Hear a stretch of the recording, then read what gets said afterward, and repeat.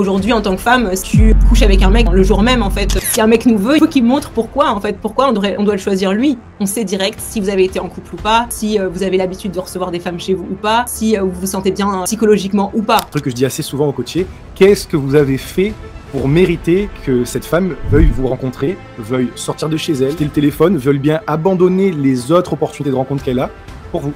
Il faut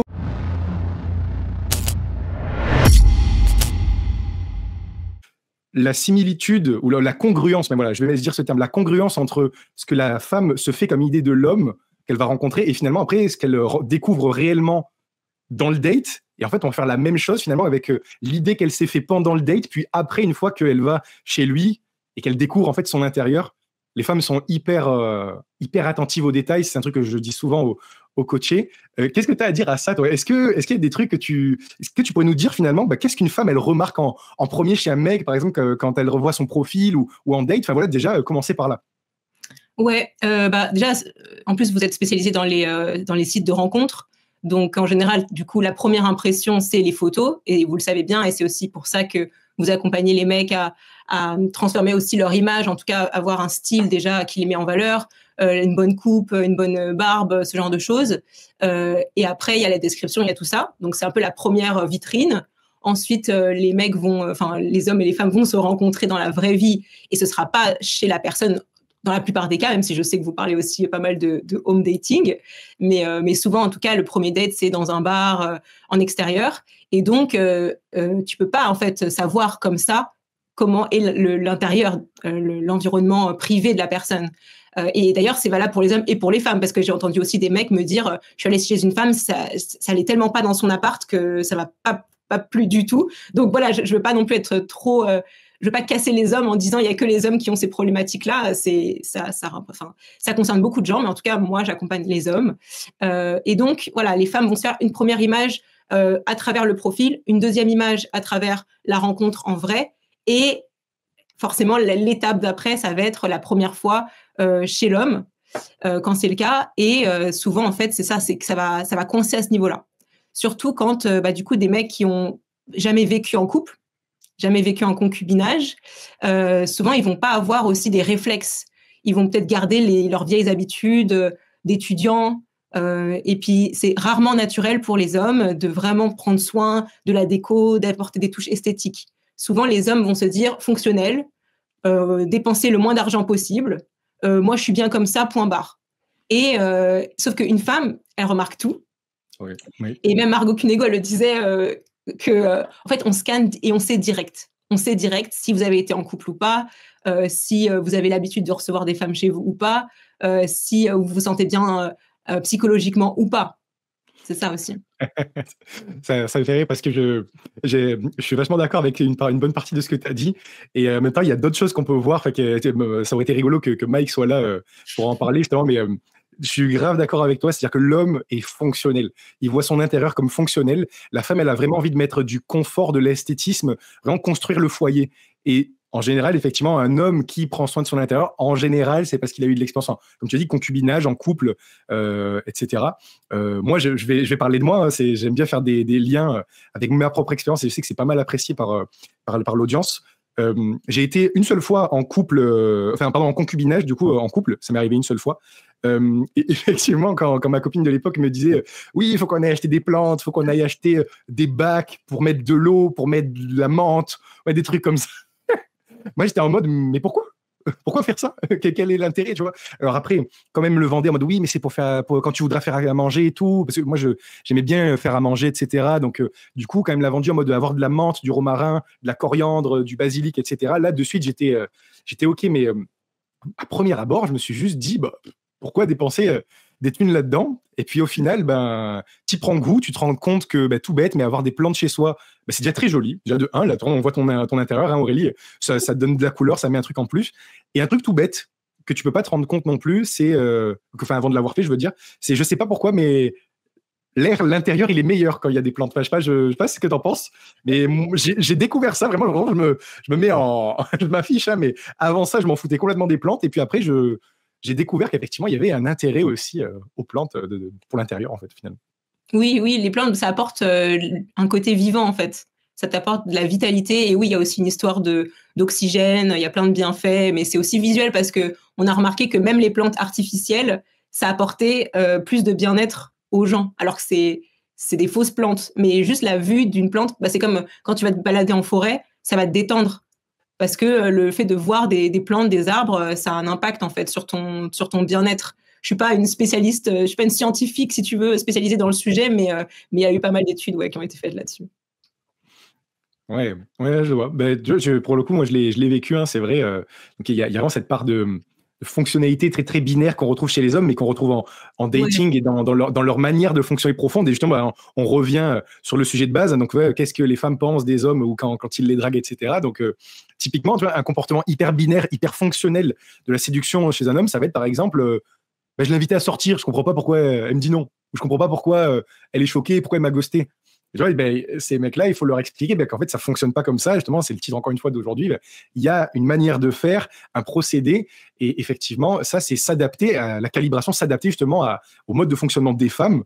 Aujourd'hui, par exemple, typiquement, toi, Aurélie, qu'est-ce que... En plus, je sais qu'on en a déjà parlé, donc ça va être très rigolo d'en parler à nouveau, plus développé. Là, si on commence à discuter et que je te dis, on se voit direct, genre limite, même pas bonjour, même pas au revoir, je ne sais quoi, qu'est-ce que tu ressens en fait finalement en tant que femme dans ces moments-là? Si on n'a pas du tout échangé et que tu t'es pas, entre guillemets, vendu, c'est un grand terme, mais ce que je veux dire, c'est que comment dire, il y a toi et puis il y en a plein d'autres. Et si c'est comme, je sais pas, si tu postules et tu dis à l'employeur, bonjour, je veux le poste, je veux démarrer lundi. Mec, t'es qui en fait, tu vois? C'est un peu ça. C'est, y a quand même une réalité en termes de volume, c'est que les femmes ont beaucoup plus d'opportunités, de rencontres que les hommes. Enfin, c'est pas forcément comment dire, parfait comme système, mais c'est comme ça. Aujourd'hui, en tant que femme, si t'as un physique à peu près correct, tu couches avec un mec dans le jour même, en fait, juste en ouvrant ton téléphone et en disant oui. C'est pas du tout difficile pour nous. Donc notre problème, c'est toujours la qualité, c'est pas la quantité. Donc en fait, si un mec nous veut, il faut qu'il montre pourquoi on doit le choisir lui. Alors, ça passe par plein de manières, mais oui, il faut l'approche directe comme ça, de juste, je comprends pas, je lui ai juste dit, vas-y, on sort, ça suffit pas forcément. Et puis, il y a aussi, on parlait de ça la dernière fois, l'histoire de donner envie d'avoir envie. Tu te souviens? Oui. Ça, effectivement, ça, je suis pas peu fier, c'est de moi, effectivement. Ouais. Effectivement, on va développer ça clairement, parce que je te rejoins totalement. La question, messieurs, là, qui nous écoutez, ou mesdames aussi, hein, c'est finalement un truc que je dis assez souvent aux coachés. Qu'est-ce que vous avez fait pour mériter que cette femme veuille vous rencontrer, veuille sortir de chez elle, veuille bien quitter le téléphone, veuille bien abandonner les autres opportunités de rencontre qu'elle a pour vous? Qu'est-ce que vous avez fait pour? Vous lui envoyez juste salut, ça va, viens, on se voit, ou juste t'es dispo ce soir, etc. Non. Effectivement, il faut se rendre compte de la réalité de la situation. Encore une fois, il ne faut pas la diaboliser, hein, parce que les femmes ont leurs difficultés, les hommes ont leurs difficultés qui sont totalement inhérentes à chaque sexe, hein, finalement. Il faut juste l'accepter, ce n'est pas une fin en soi. Et justement, on en vient à ce qu'on était en train de dire. L'envie d'avoir envie. Ouais. Les femmes, comment verbaliser cette métaphore? En fait, c'est ce que j'explique en général. Les femmes, elles ont envie d'avoir envie. C'est-à-dire que elles sont là, même si tu es beau, même si tu es désirable, que tu as une bonne situation, etc. J'ai souvent des gars qui me disent, je comprends pas pourquoi dans ma situation, les femmes sont pas plus que ça intéressées par moi. En fait, l'idée, c'est lui donner envie d'avoir envie. C'est pas parce que tu es beau, que tu es puissant, que tu es influent, ambitieux ou même fortuné qu'une femme va s'intéresser à toi. Il faut débloquer ça en elle, lui donner l'envie d'avoir envie, et ça passe par la base absolue de la séduction, lui faire ressentir des émotions. Séduire une femme, c'est pas la même chose que séduire un homme. Séduire une femme, c'est lui faire ressentir des émotions, lui donner envie d'avoir envie. C'est ça que je veux dire par là. Et pareil, hein, ça se travaille, il faut développer, il faut consolider le lien. Ça passe notamment par deux types de leviers, hein, en principe. Hein, voilà, là, j'essaie de verbaliser au plus, de vulgariser au mieux pour tout le monde, hein, parce que là, on va avoir une audience un petit peu nouvelle aussi avec les gars que tu accompagnes aussi, c'est-à-dire les leviers de confort et les leviers d'attraction, donc c'est-à-dire vraiment ce qui va être de la séduction pure et dure, taquiner, sexualiser, etc., etc. Il y en a plein. Et plutôt les leviers de confort qui vont être vraiment prendre le temps de se découvrir, rassurer, prendre de la confiance, etc. pour commencer à construire quelque chose. Et c'est tout ça qui va permettre justement de développer l'émotion, de donner l'envie d'avoir envie, et qui finalement va se faire dire à une femme, ah, tiens, celui-là, il sort du lot. Celui-là, il me plaît bien.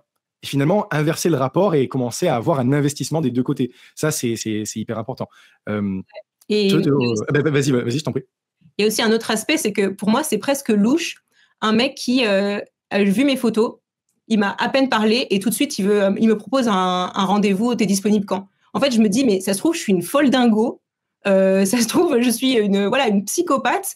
Le gars ne fait même pas l'effort de checker si je peux lui plaire au-delà de mon physique. Donc, du coup, je me dis, il doit avoir peut-être peu d'opportunités. Et donc, il est tellement pressé de sortir avec une femme parce qu'il galère. Déjà, donc ça, c'est pas bon signe à mes yeux. Et aussi, ou alors je vais me dire, en fait, il n'y a que mon physique potentiellement qui l'intéresse, vu qu'il creuse rien. Donc voilà, c'est intéressant, je pense, pour vous, les gars, de se mettre à la place d'une femme. Et voilà. Ouais, ça, c'est très, très bien dit. Aujourd'hui, mais depuis X temps quand même, hein, la femme est hyper sexualisée dans la société occidentale. Ça, c'est un fait, encore une fois, on peut pas l'enlever, c'est comme ça. Il faut jouer avec, pareil. Ça donne des avantages, ça donne des inconvénients. D'ailleurs, on pourra en parler, ça va être très intéressant. J'ai beaucoup d'amis femmes qui m'en parlent de ça, donc ça va être hyper intéressant de faire un petit clin d'œil. Mais encore une fois, en fait, une femme, comme tu l'as si bien dit, un mec veut la montrer aussi vite.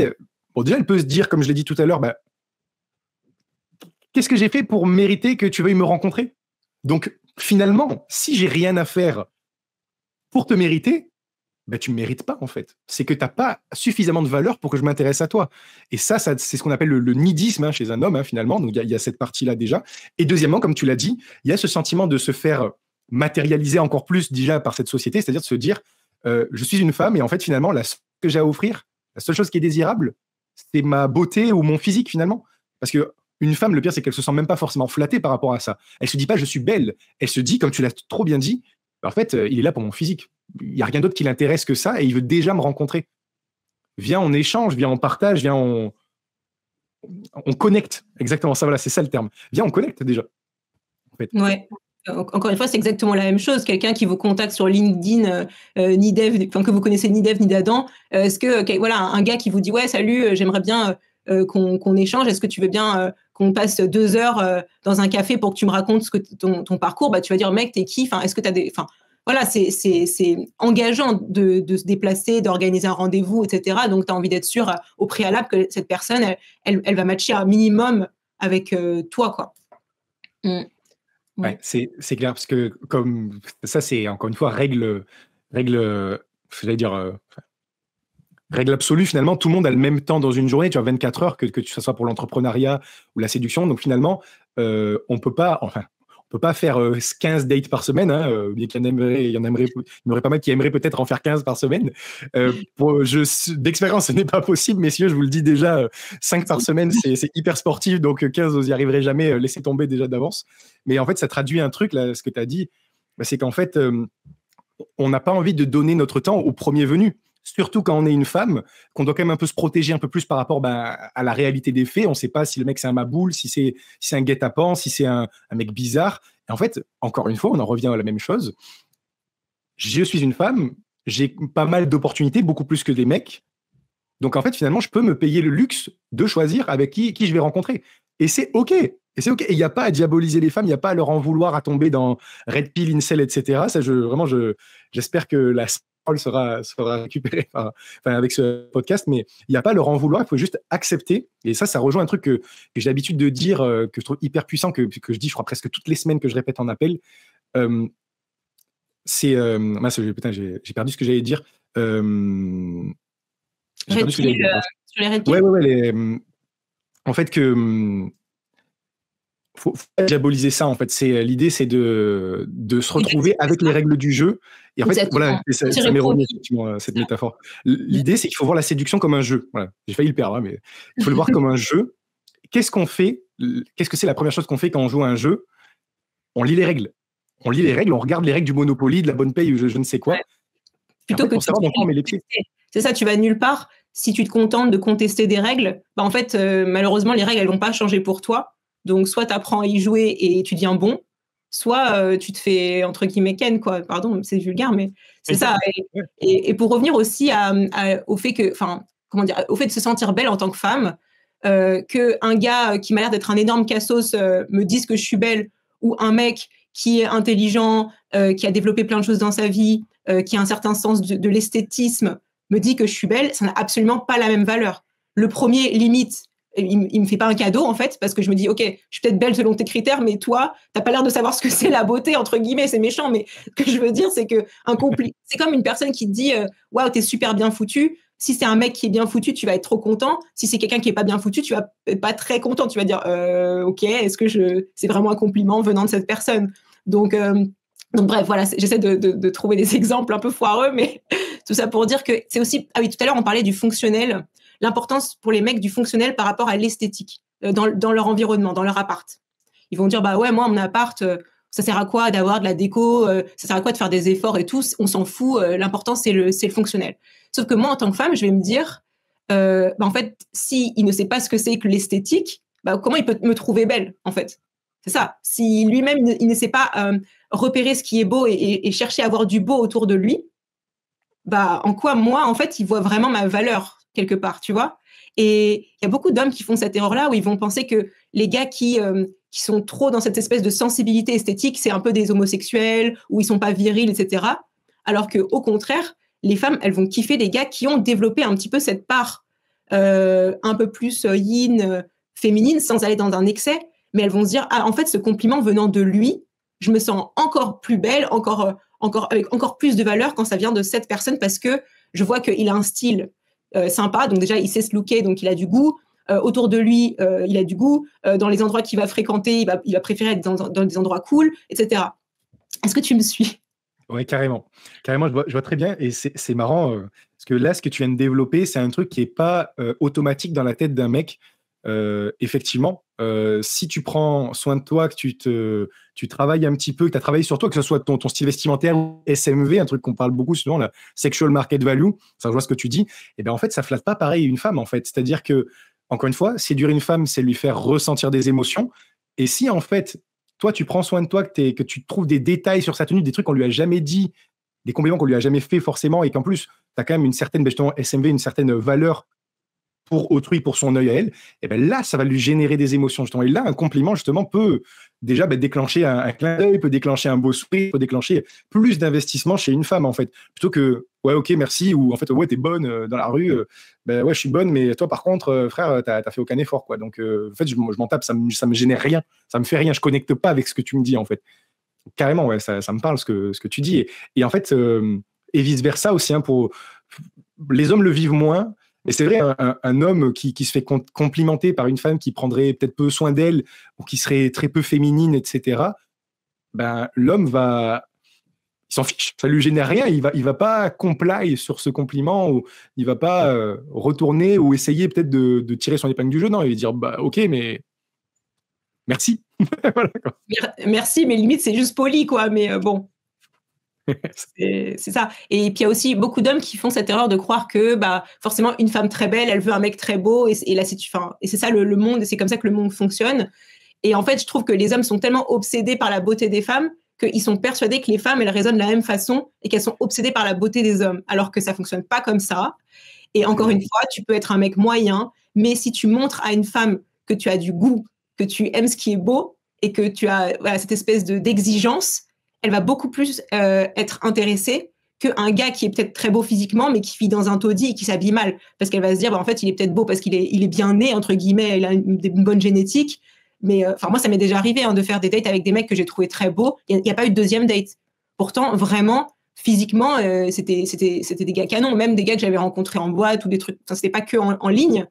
Et bah, en fait, ils dégageaient tellement rien. Il y avait rien qui m'attirait que la beauté, ça suffit pas du tout. Et certains ont peut-être vu l'épisode de Légende où il interviewe Sarkozy, qui parle de Carla Bruni. On peut se dire, mais Sarko, c'est pas un dieu du stade.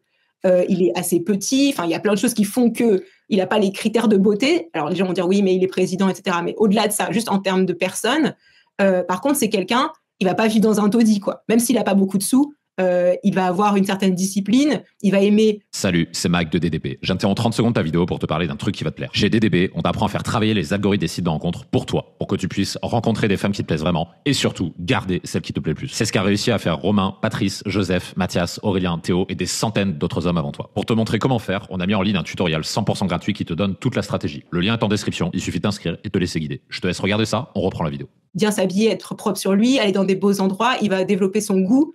Et en fait, en tant que femme, une Carla Bruni, elle va se dire « Ouais, mais en fait, je préfère être belle dans les yeux de cet homme-là que être belle dans les yeux d'un beau gosse, mais qui a rien développé, qui a aucun goût, qui a... » Tu vois ? Exactement, carrément. Et là, tu vois, tu viens de mettre les pieds dans quelque chose de ultra intéressant en séduction que je m'efforce d'essayer de débloquer dans tous les sens au quotidien. C'est que les hommes appréhendent les femmes, encore une fois, avec un œil d'homme au lieu de considérer un œil de femme. Les hommes viennent de Mars, les femmes de Vénus. Je crois que tu m'as entendu le dire peut-être au moins 3 ou 4 fois minimum. Si les gars qui regarderont ce podcast dans la communauté m'ont entendu le dire au moins 500 fois, n'appréhendez pas les femmes comme vous appréhenderiez un homme avec votre œil d'homme. Vous devez apprendre à cultiver quand même une partie de féminité en vous pour comprendre les femmes. C'est normal. Elles fonctionnent très différemment de nous. Pour en revenir à ce que tu disais, dans le fonctionnement, là, en fait, on fait appel à un truc, c'est que les femmes ne sont pas attirées par les mêmes choses que les hommes. Elles n'ont pas les mêmes critères que les hommes. C'est-à-dire qu'un homme, bon, c'est très superficiel, mais encore une fois, il faut l'accepter, c'est factuel. Les hommes, en critère numéro 1 de sélection pour une femme, ils vont la choisir pour sa beauté, pour ce qu'elle renvoie directement. C'est quelque chose qui est primordial pour eux. OK. Pour les femmes, c'est pas du tout la même chose. Et justement, un homme, quand il drague une femme, il se dit « il faut que je sois BG, il faut que je sois le plus BG possible, sinon c'est mort ». T'imagines même pas, Aurélie, le nombre de mecs que j'ai au téléphone. J'en ai eu un d'ailleurs la semaine dernière. Il me disait non, mais moi, de toute manière, j'arriverai pas à coucher avec des belles femmes parce que je suis pas beau. Je suis pas beau et en plus, j'habite à Toulouse et à Toulouse, les femmes, elles veulent que des rugbyman. Du coup, je peux pas y arriver. Je te jure. Franchement, on en avait parlé avec Mike. Pardon. Comme toi, on a rigolé. Il a pouffé de rire parce que le niveau de croyances limitantes est impressionnant. Et le pire, je lui ai dit, hein, je suis rentré dans son jeu au mec. Hein. D'habitude, je les casse. Je les fais douter de leurs croyances. Lui, j'ai voulu voir quand même s'il était effectivement si moche que ça. Ben, je te jure que le mec, objectivement, il était plutôt beau. Moi, je le trouvais assez beau même. Et en toute objectivité, hein, si un mec est moche, je lui dis il est moche, c'est pas grave. Toi, tu n'auras pas ce bonus-là, mais on va en trouver d'autres. Lui, objectivement, il avait la cinquantaine tout juste. Il était bien conservé et il était plutôt beau. Le mec se crée ses propres limites, ses propres limites mentales. Le mec me dit non, moi, je pourrais pas avoir des femmes qui me plaisent parce que je suis pas un rugbyman, parce que je suis pas beau, parce que je suis pas un Golgoth, en gros. C'est ça qu'il disait. Je dis mais mec, c'est terrible. C'est terrible. Et donc, pour en revenir à ça, les femmes, leurs critères, parce que j'ai suffisamment teasé là pour que les hommes disent, mais du coup, si c'est pas la beauté, c'est quoi qu'elles cherchent les femmes? Et tu vas bien sûr développer, Aurélie, avec moi, hein, parce qu'ils vont plus te faire confiance à toi qu'à moi, sûrement. Les femmes, ce qui va les attirer le plus, c'est l'assurance chez l'homme. Cette confiance en lui, ce leadership, cette capacité, encore une fois, une de mes métaphores, à saisir la main de la femme et de lui dire, grimpe dans le vaisseau, ça va bien se passer. À prendre le lead, à guider à cette virilité, encore une fois, cette masculinité qui fait que la femme se sent en sécurité avec l'homme. Et accessoirement, tout ça, c'est corrélé aussi avec ce que tu as dit.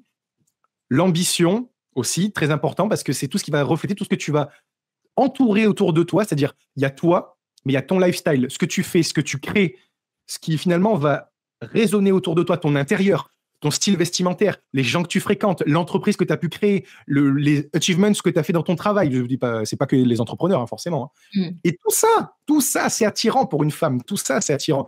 Et la beauté, comme j'ai l'habitude de le dire, la beauté, je le mets au même niveau que le six-pack. C'est un bonus. Vous n'avez pas besoin d'un six-pack pour coucher avec des femmes. Vous n'avez pas besoin d'un six-pack pour séduire des très belles femmes ou des femmes de haute valeur, des médecins, je ne sais quoi.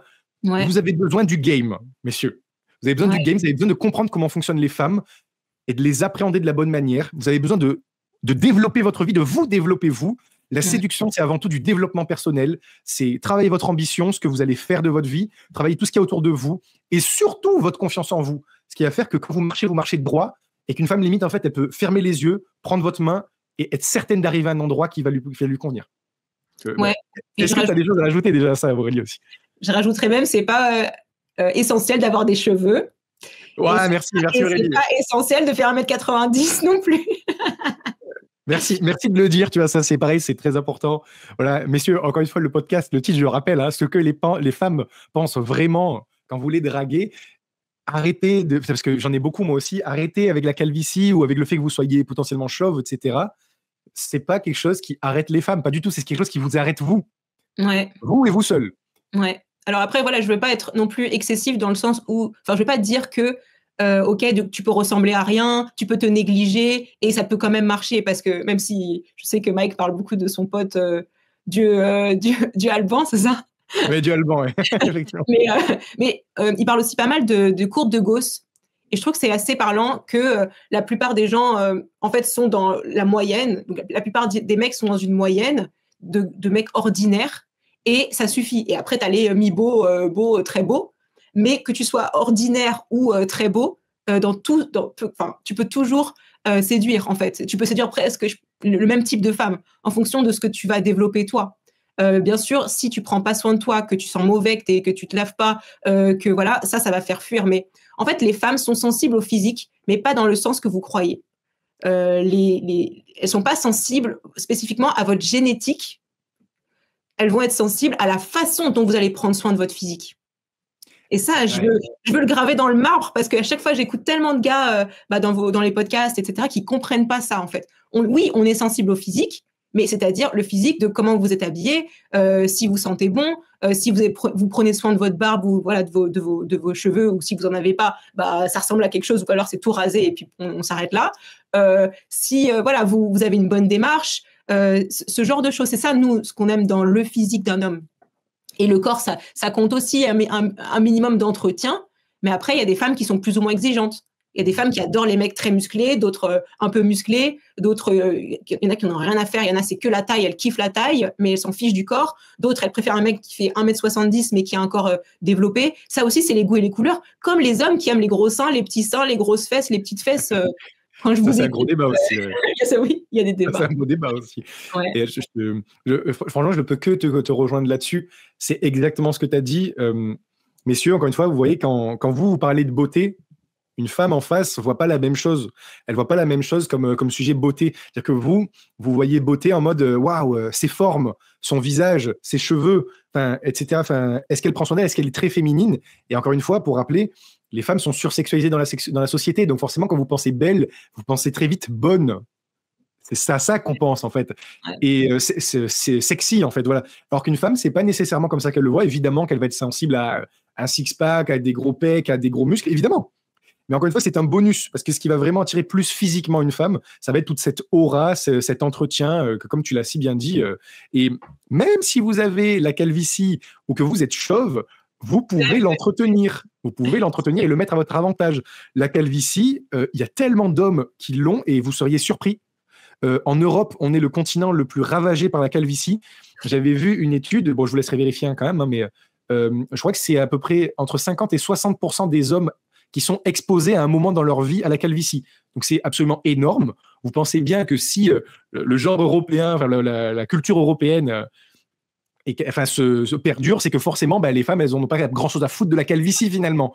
Parce que sinon, elles iraient vers d'autres hommes. Voilà, mais donc...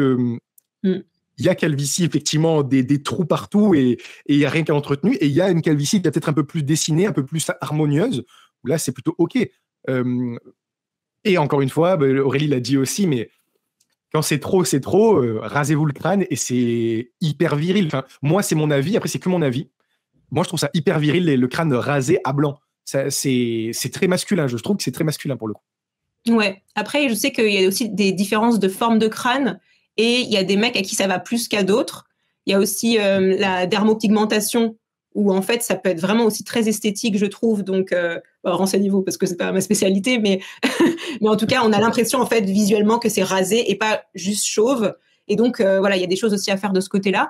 Mais encore une fois, c'est des détails. C'est des détails. C'est comme, est-ce que, je vais vous dire, est-ce qu'une femme, il faut qu'elle ait du vernis rouge ou du vernis rose? Mon Dieu, qu'est-ce que vous allez préférer entre les deux? Enfin, à un moment donné, voilà, c'est. Et puis, je pense que j'ai envie aussi de faire une nuance entre ce qui attire les femmes d'un point de vue fantasme de « Oh, j'ai regardé telle série, le mec était torse nu, oh là là, ça m'a donné chaud ». voilà, et le qu'est-ce qui va m'attirer dans ma vie de tous les jours chez mon collègue. En fait, on peut être hyper attiré, n'importe quoi, on peut être très attiré par notre collègue, par notre voisin ou j'en sais rien. Pourtant, il n'a rien à voir avec tel acteur de telle série, Chris Hemsworth, qui s'est dessapé et qui m'a donné chaud, en fait. Parce que c'est pas du tout les mêmes choses. Et j'imagine que c'est la même chose pour les mecs aussi. Vous allez peut-être trouver une Megan Fox ultra canon, mais vous pouvez aussi avoir un crush sur votre collègue et elle a rien à voir avec Megan Fox. Donc voilà, et c'est pas parce que les femmes vont dire oh là là je regarde le cul, je regarde les abdos, je regarde les biceps machin que vous allez vous auto disqualifier en vous disant bah j'ai pas ça, c'est mort avec elle en fait. C'est très bien dit. C'est très bien dit. Encore une fois, moi j'ai envie de vous dire, messieurs, arrêtez de vous trouver des raisons pour lesquelles il faut pas y aller. Plutôt au contraire, trouvez-vous des raisons d'y aller. Oui. Mais soyez j'allais dire odieux, mais ça s'appelle le culot. Ça s'appelle le culot. Moi, je vais vous dire un truc, et c'est aussi pour ça que j'ai aussi bien réussi dans séduction, mais pas que, parce que j'ai naturellement quand même un peu de culot, même plutôt pas mal. En fait, dites-vous bien, je me rapproche du micro et tout pour le dire, dites-vous bien, il faut qu'il n'y ait aucune situation où vous vous sentiez illégitime. Il faut qu'il n'y ait aucune situation où vous vous disiez ça, c'est pas pour moi. Arrêtez de vous dire ça. Changer le mindset, tu vois, on a commencé l'émission avec le verre à moitié vide ou le verre à moitié plein. Voyez le verre à moitié plein. Arrêtez de vous dire il y a 1, 2, 5, 10 raisons de ne pas y aller. Dites-vous, j'ai une raison d'y aller, j'ai 2, j'ai 3, j'ai 5. Trouvez-vous des raisons d'y aller, mais des raisons à la bête, à la con. Hein. Et là, vous avez besoin que d'une raison. Vous voyez une femme dans la rue, ou vous voyez une femme, je ne sais pas, qui vous plaît ou quoi, allez-y. Allez-y. Vous êtes légitime à aller lui parler à partir du moment où vous avez décidé que vous voulez lui parler. Premier degré, hein, tu vois, et là, encore une fois, pareil, c'est totalement dans le thème de ce qu'on dit. On peut en parler un petit peu. Toi, Aurélie, exemple, imaginons, je sais pas, tu vois, quand on s'est vu à Paris et qu'on a déjeuné ensemble, si un homme vient te voir, comment est-ce que tu réagirais? Comment est-ce que tu le vis finalement qu'un homme vienne t'aborder ou quoi? Voilà, ouais. Comment tu le vivrais, toi? Encore une fois, ça dépend quel homme. Je préfère être honnête, je préfère être transparente. Ça dépend quel homme. Et ça dépend comment c'est fait. Mais ce qui est très triste, c'est que la majorité des hommes que je voudrais, ils vont pas oser. Alors déjà, je pense que peut-être que je vais leur faire peur, ils vont être intimidés. Et j'ai aussi remarqué que plus les années passaient, plus moi je me trouvais plus belle. Et aussi, j'étais beaucoup plus élégante. Enfin, au fur et à mesure des années, je suis devenue de plus en plus élégante par mon style. Et je pense que j'ai effrayé de plus en plus les mecs. Quand j'étais en jean basket étudiante, les gars osaient beaucoup plus venir me voir que maintenant que je suis en tailleur, robe, talons, manteau de bonne marque, ce genre de choses. Ça, je l'ai remarqué. Donc, je pense que aussi les gars se mettent beaucoup de barrières mentales. Et malheureusement, du coup, le peu qui osent, c'est pas du tout ceux qu'on voudrait, en grande majorité. Ça va être ceux qui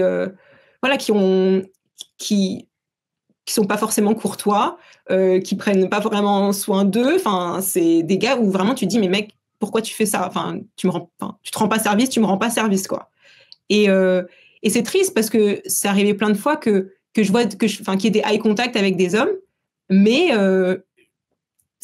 la plupart n'osent pas. Ouais. Et en même temps, si je dis haut et fort, les gars, allez-y, abordez, je pense qu'il y a plein de femmes qui auront envie de me tuer parce qu'elles vont dire, mais meuf, il y aura encore 3 tonnes de cassos qui vont venir nous voir et on en a marre. Donc, c'est hyper difficile en tant que femme parce que puis voilà, il y a aussi toute l'époque MeToo, post-MeToo, etc. Il y a plein de débats là-dessus. La liberté d'importuner, toutes ces choses-là. Si vraiment vous êtes, mais je pense que la cible des DP, les clients des DP, vous êtes tous, voilà, je trouve que vous pouvez tous y aller, quoi. C'est pas des cassos qui sont là, en fait. Donc allez-y, osez, surtout quand vous voyez un petit regard. Et en fait, ça permet aussi de créer du lien, en fait, créer du lien social. Les gens aiment bien, en fait. Je sais pas s'il y a même un gars qui vient de parler en mode sympa ton pull. Tu vas dire il est sympa lui, merci gros, bonne journée, tu vois. Ça va quand même te faire plaisir juste de créer du lien avec un autre être humain. C'est pas, tu vas pas te dire mais c'est qui ce connard, il croit que je suis gay. Enfin voilà, tu vas pas te braquer parce que t'es bien dans tes pompes aussi. Et faut pas voir les femmes que comme une sorte d'objet très difficile, très inaccessible, qui fait peur, mais plutôt un autre être humain qui a envie de connecter. Et encore une fois aussi en aparté, il y a énormément de femmes qui n'oseraient jamais aborder. Parce que nous, on n'est pas formaté comme ça. Et elles en crèvent d'envie. Enfin, je veux dire, elles crèvent d'envie qu'un mec qui correspond à ces critères vienne les aborder, en fait. Parce que il y a beaucoup de femmes, elles en ont marre des applications de rencontres. Pour 1000 raisons, ça marche pas forcément comme elles voudraient, en termes de qualité, pour plein de choses. Et quand elles marchent dans la rue, qu'elles se sont fait belles, qu'elles croisent un mec qui a l'air cool, qui prend soin de lui, qui a l'air sympa, eye contact, elles se disent, mais putain, merde, quoi, pourquoi les hommes n'osent plus? Et c'est extrêmement difficile pour nous, femmes, d'y aller. Et j'entends tellement de mecs qui disent, ouais, c'est injuste, nana, maintenant, elle devrait draguer, parce que pourquoi ce serait que nous, etc. Mais la notion aussi, la peur du rejet en tant que femme, déjà, elle est horrible. Déjà, pour les hommes, c'est difficile, la peur du rejet. Mais pour une femme, en fait, on se dit, c'est censé être facile pour nous. Donc, si un gars nous dit, meuf, tu t'es pris pour qui, ou je sais pas quoi, la douleur du rejet, elle est, mais 100 000 fois pire que la vôtre. Et on attend, en fait, des mecs qui s'entraînent, certes, ils se prennent des murs, ça fait partie du truc. Même Brad Pitt, il s'est pris des vents dans sa vie, c'est obligé, en fait. Peu importe qui t'es, tu t'es déjà pris des vents quand t'es un gars, c'est normal, ça fait partie du truc. Mais moi, ça me saoule qu'on commence à demander vraiment aux femmes de faire le boulot des mecs. Alors, c'est pas féministe, hein, vous voyez, moi, je me revendique pas ou plus. Et aussi, en m'intéressant beaucoup aux hommes, à la séduction pour hommes, et notamment avec le travail de Mike, je me suis aussi un peu déconstruite en tant que femme. Hein. J'ai questionné mes propres conditionnements et j'ai plus la même perception de certaines choses qu'avant aussi. Ouais, t'as dit plein de choses hyper intéressantes sur lesquelles on va pouvoir rebondir. Et là, tu as vu la dernière partie, là, effectivement, là, tu vas faire jaser un peu les mecs, tu vois, c'est en partie ceux qui se disent ouais, mais non, mais je comprends pas pourquoi ça serait aux mecs de faire tout le boulot et nanana. Donc on va en parler et ça va être justement intéressant pour vous, messieurs, parce que bien malheureusement pour vous, je suis complètement d'accord avec Aurélie. C'est bon, comment dire ça? C'est encore une fois le rapport de séduction, la société, elle est comme elle est. Et vous ne la changerez pas. Vous ne changerez pas le système, vous ne changerez pas le cours des choses. C'est quelque chose qui est millénaire et c'est probablement pour une raison. Je ne vais pas me prétendre visionnaire ou je ne sais quoi, mais il y a probablement une raison. Voilà. La femme a un rôle, l'homme a un rôle, ça dépend des cultures, ça dépend des sociétés, etc. Mais en tout cas, si on prend en France, en Occident, etc., c'est comme ça. L'homme a un rôle bien défini à prendre et on attend de lui qu'il prenne ce rôle. Les femmes attendent de vous que vous soyez à l'initiative, que vous lui donniez envie d'avoir envie, que vous fassiez le boulot au début. Ça ne veut pas dire que vous devez tout faire, mais vous devez être à l'initiative parce qu'en fait, ce qui est attirant chez un homme pour une femme, c'est justement cette capacité à prendre les choses en main. L'idée, donner confiance, poser le cadre, la sécurité. Une femme, dites-vous bien, messieurs, là, peut-être que je vais me faire des ennemis aussi si on a des femmes dans le lot ou pas, mais on va voir. Une femme, ça pense à 1000 à l'heure. Beaucoup plus que vous. Sur certains points, elles se prennent beaucoup plus la tête que vous. Dites-vous bien que quand elles vous rencontrent, elles se demandent si elle ne va pas se faire agresser dans la rue, si elle est suffisamment bien habillée, si elle n'aura pas ses règles, si elle est excitée ce jour-là, qu'elle a envie d'une rencontre d'un soir, si vous n'êtes pas un fou furieux, si vous n'allez pas la mettre mal à l'aise, si vous n'allez pas, je sais pas, juste l'insulter ou j'en sais rien, elle se pose 1 milliard de questions. Dites-vous bien, messieurs, une femme, quand elle sort, il y en a beaucoup, je ne sais pas si toi tu le fais ou pas, elle envoie toutes les infos qu'elles ont sur vous, donc votre prénom, le lieu du rendez-vous, à un groupe de copines, pour être en sécurité. Une fois qu'elle est avec vous au bout de 15-20 minutes, si elle se sent bien, elle envoie un petit code en mode, je sais pas, C ou OK, tout va bien, les filles, let's go, c'est bon. Et au contraire, si ça va pas, en fait, elles le disent et potentiellement, le groupe de filles peut débarquer en mode, ouais, désolé, j'avais un truc de prévu après, etc. Tout ça pour vous dire, les femmes n'ont pas la même sécurité que vous, la même sécurité émotionnelle dans le rapport à la séduction. Et en fait, elles attendent de l'homme une mise en sécurité. Ça rejoint ce que je vous disais, à la séduction, les leviers d'attraction, les leviers de confort. Elles attendent que vous leur fassiez ressentir des choses, levier d'attraction, mais elles attendent que vous posiez un cadre sécuritaire, un cadre de confiance et d'assurance. Et justement, cette sécurité, elle passe par cette assurance. Comme je vous disais, prends ma main, grimpe dans le vaisseau, ça va bien se passer. L'idée, c'est que elle est là, elle s'attache dans le vaisseau et vous pilotez le vaisseau, vous pilotez le date, vous pilotez la relation pour qu'elle se sente bien. Et ça, messieurs, c'est à vous de le faire. Il n'y a pas de sujet. Il n'y a pas de sujet. Ce que Aurélie a teasé, moi, je suis à 2000% d'accord avec elle. DDP, de manière générale, c'est ce qu'on apprend à nos coachés. Vous devez être capable en fait, de vous reconnecter à votre masculinité, sans parler de masculinité toxique ou quoi, de votre vraie masculinité, juste votre rôle d'homme, pour être capable de sécuriser les femmes et leur faire ressentir des émotions. À partir du moment où vous arrivez à faire ça, vous êtes capable de séduire des femmes normalement, sans mentir, sans faire des conneries, sans manipuler. On ne parle pas de tout ça. Hein. Là, on parle vraiment de simplement séduire de la bonne manière. Voilà. Ouais, en ce moment, il y a beaucoup de trends sur Insta, mais je sais comment fonctionnent les algorithmes, donc je ne sais pas si les hommes voient les mêmes trends que moi, mais il y a beaucoup de femmes qui expriment un profond dégoût pour plein de situations avec des rôles inversés.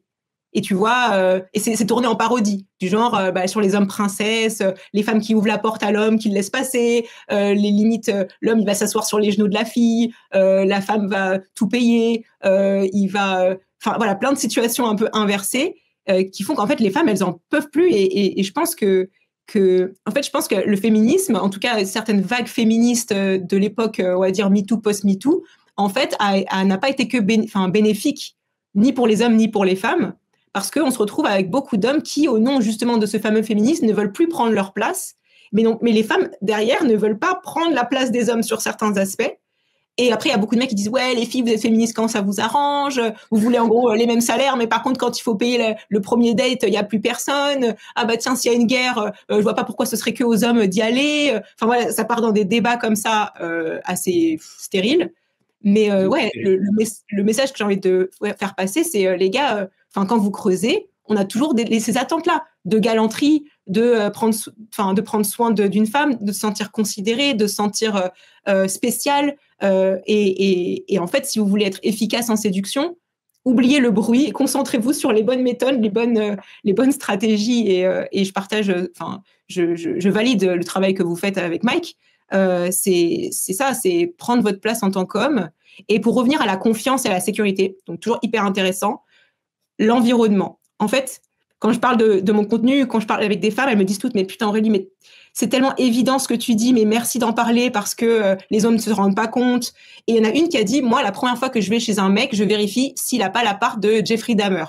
Donc, c'est cannibale. Et ça, en fait, ce truc, c'est une blague, mais c'est hyper intéressant. Ça veut dire beaucoup de choses. Parce que, en fait, encore une fois, même si on vous a rencontré, même si on a parlé par message, même si on a fait un date avec vous dans un resto, même si on vous connaît mieux, la première fois qu'on va chez vous, c'est nous, en fait, c'est nous qui sommes vulnérables. Vous êtes dans votre espace. Nous, on n'a plus l'espace privé. On n'est plus dans un espace public, on est dans un espace privé. On n'a plus la sécurité de l'extérieur. On peut appeler personne s'il y a un souci. Nos amis vont pas forcément débarquer si ça tourne mal. Donc, on est comme j'ai pas envie de dire qu'on est des créatures sans défense, mais on n'est pas très bien. On a un soupçon, on a de l'appréhension. On a de l'appréhension.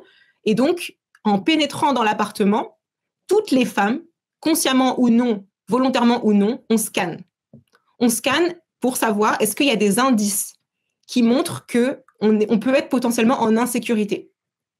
Alors, sans aller jusqu'à est-ce que c'est une salle de torture, est-ce qu'il y a des flingues et je sais pas quoi dans l'appart, mais même au-delà, si ça ressemble à un squat, on va se dire oula.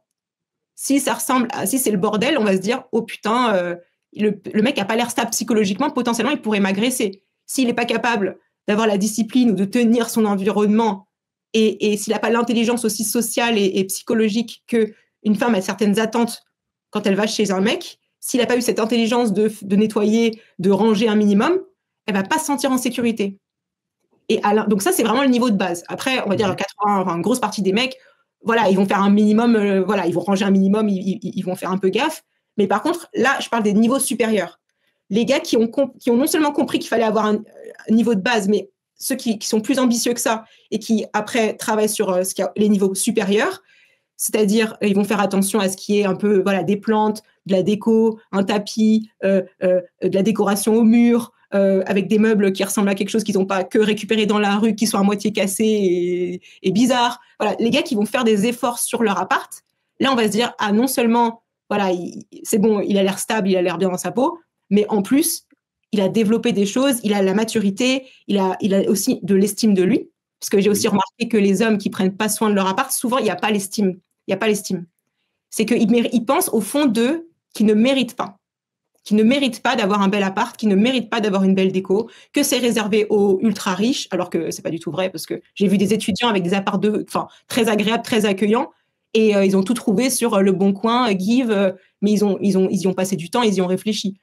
Mais encore une fois, ça aussi, c'est une grosse croyance limitante il faut être riche pour avoir un appartement agréable. C'est comme il faut être riche pour être bien habillé. Bah, pas du tout. Surtout avec la fast fashion.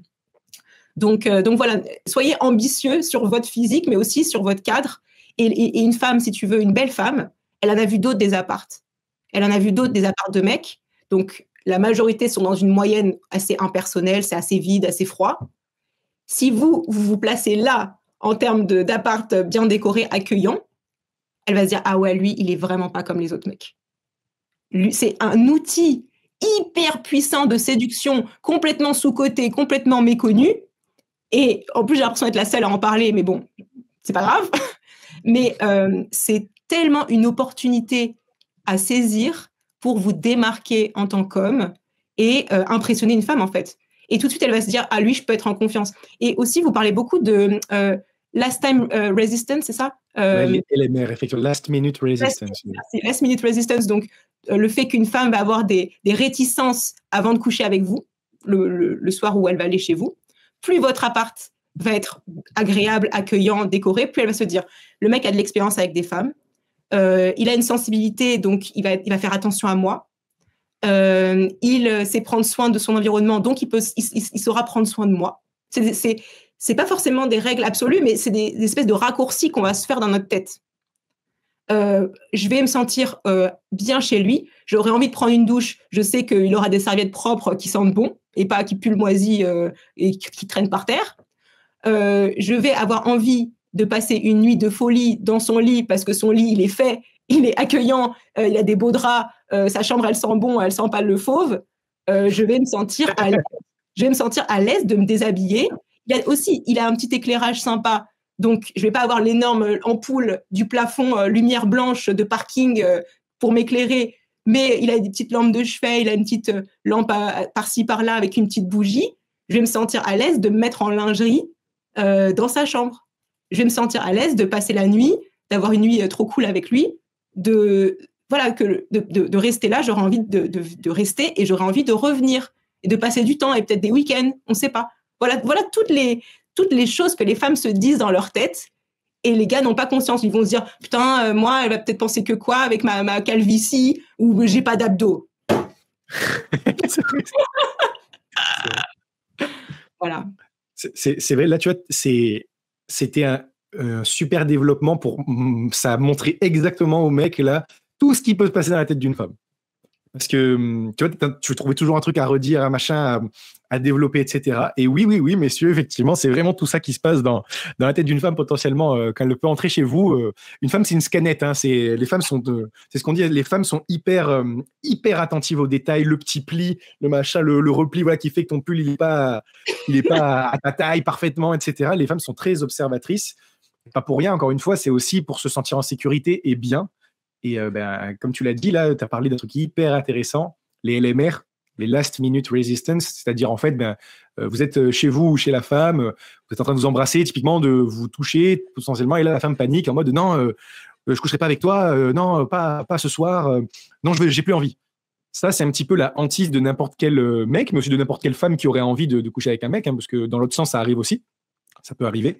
C'est la hantise parce que tout comme un commercial qui conclut la vente et qui au dernier moment le client se rétracte, mais là on est sur la même chose, hein, un remorse en bonne et due forme qui tend un petit peu. Là où Aurélie elle a raison, et ça c'est vrai que je vous invite à l'intégrer, c'est que effectivement si vous, encore une fois, vous avez soigné votre démarche, votre parler, votre intérieur, même votre intérieur chez vous, hein, c'est ce que tu as dit, et en fait ça peut potentiellement déjà adoucir ces risques-là et potentiellement les pré-traiter, voire même les prévenir totalement en fait, hein. Parce que vous le savez pas, elle vous dira pas j'ai pas envie parce que c'est crado chez toi, hein. Voilà, tu vois, tu confirmes. Parce qu'on est trop poli et on nous a appris aussi à être des gentilles filles, bien élevées, à pas froisser. Puis il y a aussi des hommes très susceptibles. Et si tu leur dis un truc, ils peuvent être agressifs ou violents. Donc on a très peur de la réaction des hommes. Donc on préfère nous taire et on préfère trouver des subterfuges pour partir, pour dire j'ai pas eu le petit truc. Mais voilà, on va essayer de trouver des façons de protéger votre ego. Sauf que c'est pas ce que vous voulez, parce que du coup, vous avancez jamais, vous pouvez pas vous améliorer si vous avez aucun feedback. Vous allez perpétuer tout le temps les mêmes erreurs. Et c'est un peu aussi notre boulot au sein des DP par exemple, de dire voilà les choses que les autres vont pas oser dire. Et moi j'essaie de dire les choses que les femmes n'osent pas dire parce qu'elles ont peur de vexer et parce qu'elles ont peur d'être jugées. Parce que moi en disant toutes ces choses-là, je suis hyper jugée par les hommes.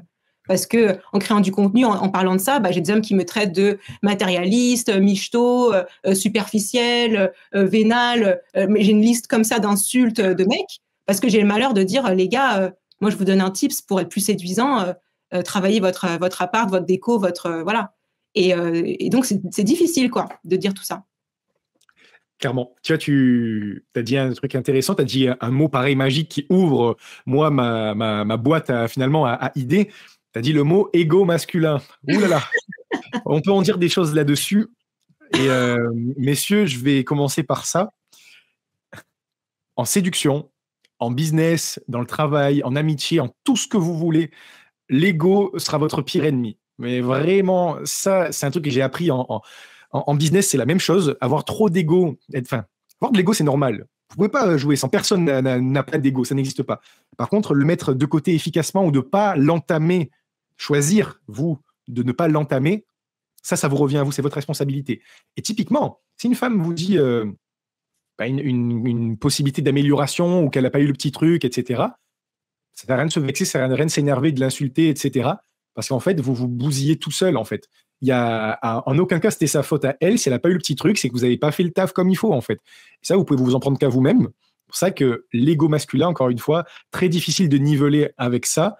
Et ça, putain, j'en ai tous les jours des mecs qui me disent « Ouais, mais je comprends pas, encore une fois, pourquoi c'est à moi de tout faire? Pourquoi c'est à moi de faire les choses bien? Qu'est-ce qu'elle fait de bien? » Elle, encore une fois, acceptez les règles, jouez avec les règles du jeu. Ça serait de la folie de continuer à jouer à un jeu auquel vous n'avez pas lu les règles. C'est de la folie. Si vous jouez à Pac-Man, qu'on vous dit il y a un enjeu à gagner, il y a un gros lot à gagner, vous allez lire les règles, vous allez comprendre comment ça fonctionne Pac-Man. Et là, c'est la même chose si vous voulez séduire une femme, être en couple, parce qu'il y en a qui me disent « Moi, je veux juste être en couple, Thibaut, je ne demande pas la lune, je ne veux pas enchaîner, je ne suis pas un beau gosse, je sais pas quoi. » Arrêtez avec tout ça. Que vous vouliez la femme de votre vie, gagner en expérience, avoir l'abondance dans tous les sens, c'est la même chose. Ça s'appelle de la séduction, c'est un jeu. C'est un jeu comme la négociation, c'est aussi un autre jeu en vente, par exemple. Vous devez apprendre les règles du jeu. Et une des règles aussi, elle va faire qu'il faut que vous soyez ouvert à l'amélioration continue et donc faire attention à votre ego. Si une femme vous dit « J'ai pas ressenti le petit truc », c'est pas grave, ça peut arriver. Déjà, ne serait-ce que ça. Peut-être que vous avez fait une couille, ça peut arriver aussi. Mais peut-être que juste vous n'étiez pas fait pour être ensemble ou que finalement vous plaisiez pas. Encore une fois, je vais mouiller le maillot. Je vais donner un exemple personnel. Je sais que ça leur plaît trop. Ça leur plaît trop quand je fais des exemples personnels. J'avais fait un date avec une femme qui était assez jeune il y a 2 ans, 3 ans, 2-3 ans. Elle avait 20 ou 21 ans, donc moi j'en avais 23 à 24. Oui, bon, voilà, il n'y avait pas tant de différence que ça, mais bon, moi je la trouvais quand même vachement jeune par rapport à moi. Enfin, physiquement, ça faisait vraiment tête de bébou. Voilà, vraiment bébou, quoi. Et en fait, je n'avais pas capté. Donc je mesure 1m80. Donc c'est pas petit, c'est pas grand. C'est à peine grand, mais pas très grand non plus. Et voilà, c'est mieux que la moyenne en France, quoi. Voilà. Cette femme-là, je ne l'avais pas vue sur les photos, elle faisait 1m80 elle aussi, mais toute fine. Moi, je suis déjà un peu plus large. Elle était toute fine, donc vraiment, elle faisait super grande. Encore une fois, tu vois, il y a des mecs qui vont se dire, pensée limitante, égo, non, mais je vais pas être avec une meuf plus grande que moi, c'est n'importe quoi, ou je peux pas y arriver, elle est plus grande que moi. Arrêtez de vous poser ces questions-là, juste allez-y si c'est le cas.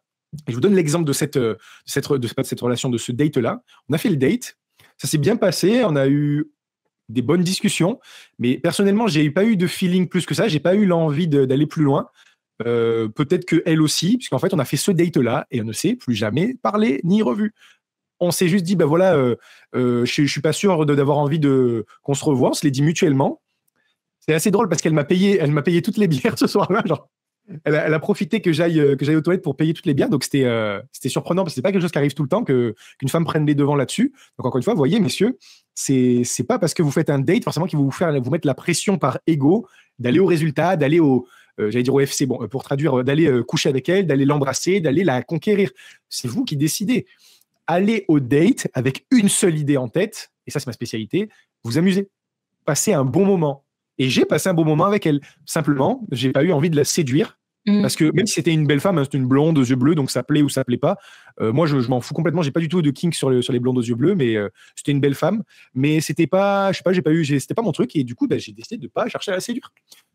Voilà, elle non plus, a priori, mais encore une fois, c'est l'homme en général qui dicte, qui donne la chanson sur ce truc-là, qui donne un peu le tempo. Il n'y a rien eu et c'est pas grave. Et il n'y a eu aucun problème avec ça. À aucun moment, j'ai considéré ça comme un échec ou quoi que ce soit, parce que j'ai passé un bon moment. Donc Et ça, je vous invite vraiment à voir comme je pense qu'elle a quand même aussi passé un bon moment parce que déjà le fait qu'elle ait payé, je pense que voilà, je pense qu'elle s'est dit, je veux pas qu'il pense que je lui dois quelque chose. Et en même temps, c'était quand même sympathique. Et voilà, elle l'a fait de bon cœur. Après, encore une fois, c'est propre à chaque femme. Mais je sais qu'il y a énormément de femmes qui parlent de dette sexuelle et qu'elles elles ont très peur qu'un homme pense que, enfin, elle lui doit quelque chose après le date s'il a payé. Et donc, par mécanisme un peu de protection, et puis elles ont aussi très peur, encore une fois, d'être jugées, d'être vues comme des michetots, parce qu'il y a des hommes qui traitent à tort et à travers les femmes de michetots dès qu'ils ont un peu plus payé qu'elles. Alors que bon, encore une fois, une michetot, elle va à Monaco voir un vieux, elle va pas aller avec Jean-Pierre qui voilà, qui est de la classe moyenne, quoi. Donc, il faut arrêter avec michetots dans tous les sens, s'il vous plaît. Mais en tout cas, voilà, c'est aussi tout un débat, cette histoire d'addition et tout. Mais en tout cas, voilà, je pense qu'elle a passé un bon moment et c'est pas parce que, voilà, c'était quand même agréable. Donc, ça fait partie aussi du truc, c'est que tu vas pas tomber tout de suite sur une nana qui va vouloir absolument coucher avec toi.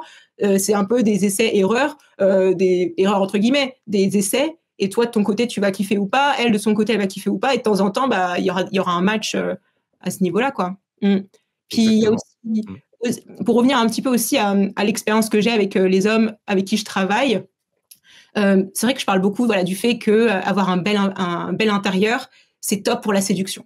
Et c'est vrai que les mecs, vous m'écoutez beaucoup plus quand je vous parle des femmes que si je vous dis juste tu vas te sentir mieux chez toi. Sauf que dans les faits, ce que j'observe, parce que du coup, moi, je travaille avec plusieurs types d'hommes. Il y en a qui ont entre 27 et 33 ans. C'est la première fois qu'ils sont dans un appartement seuls. Ils n'ont jamais été en couple. Ils ont en général très, très peu d'expérience avec des femmes, voire aucune. C'est déjà arrivé qu'un homme me dise moi, je suis puceau, enfin, j'ai jamais eu de relation sexuelle avec une femme. Et forcément, moi, je suis énormément dans l'empathie, dans l'écoute. Et tout ce qu'on me dit, c'est confidentiel. Et voilà, c'est hyper important pour moi, la confiance. Et ils sont dans cette situation où ils n'ont pas, du coup, développé leur estime d'eux-mêmes. Ils ont même parfois très honte de leur manque d'expérience.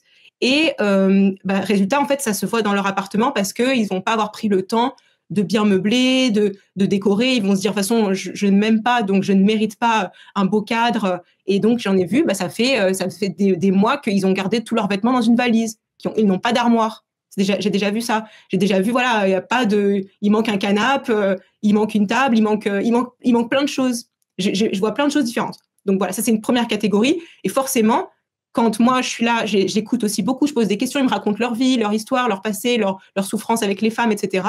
Déjà, ça leur fait du bien qu'une femme les écoute, les comprenne. Et ensemble, en fait, on a une sorte de relation un peu amicale.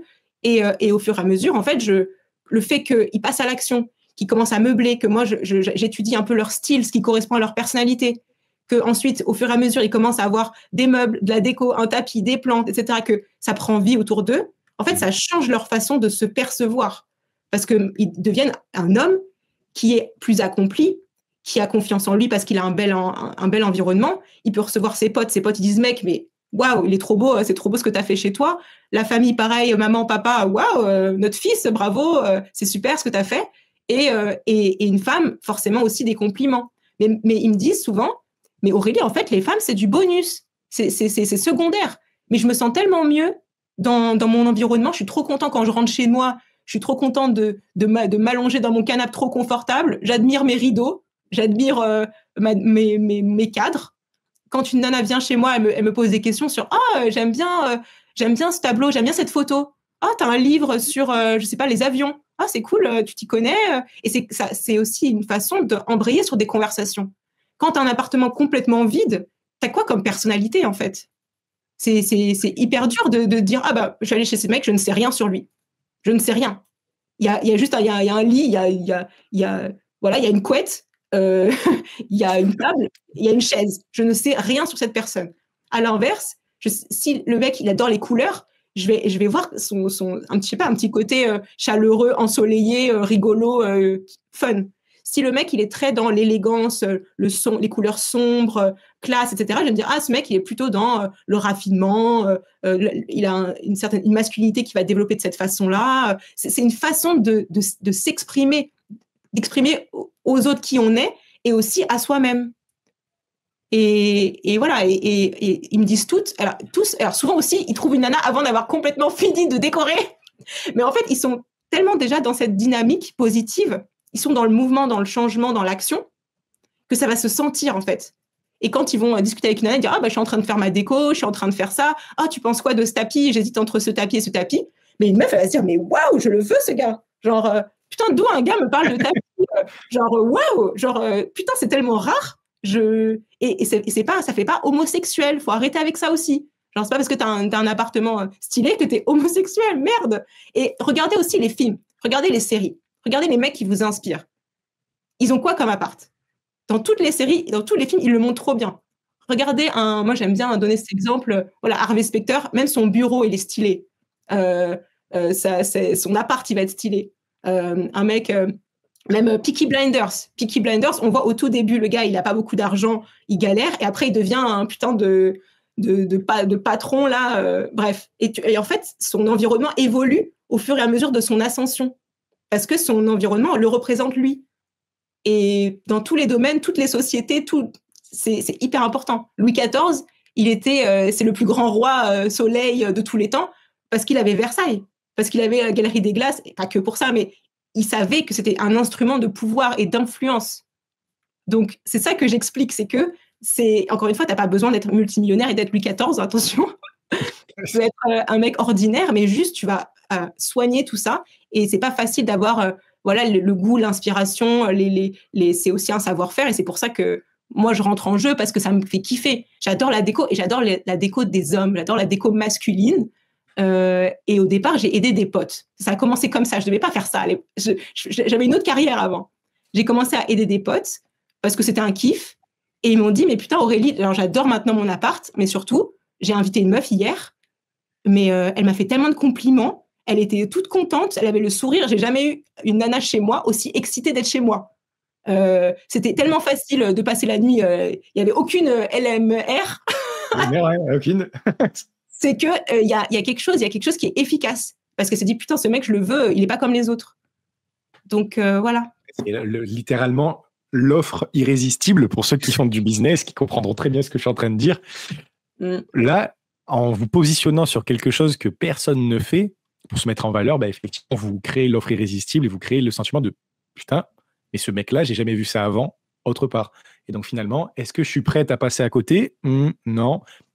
Vous enlevez la LMR, clairement, vous le réduisez drastiquement. Voilà, franchement, tu as très bien développé, effectivement, tout final, comment toi, tu aides les hommes avec cette partie, justement, en fait, design et en fait, développement de tout ce qu'il y a autour d'eux. Parce que, encore une fois, c'est sur ça que je voulais rebondir avec tout ce que tu as dit. Messieurs, en fait, dites-vous bien, avant de chercher à séduire autrui, séduire des femmes, séduire des hommes en fonction de, voilà, en fait, séduisez-vous vous-même.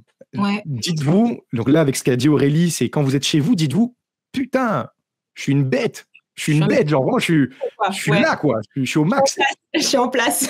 Chez DDP, nous, ce qu'on vous apprend aussi, entre autres, avec le soin de l'image de la SMV, la Sexual Market Value, les vêtements, le relooking, l'apparence, etc., c'est vous regardez dans le miroir, vous regardez vos photos sur les applis, etc., ou sur Instagram, vous vous dites, putain, encore une fois, je suis une bête de sexe. Genre je suis frais, quoi. Je me kiffe.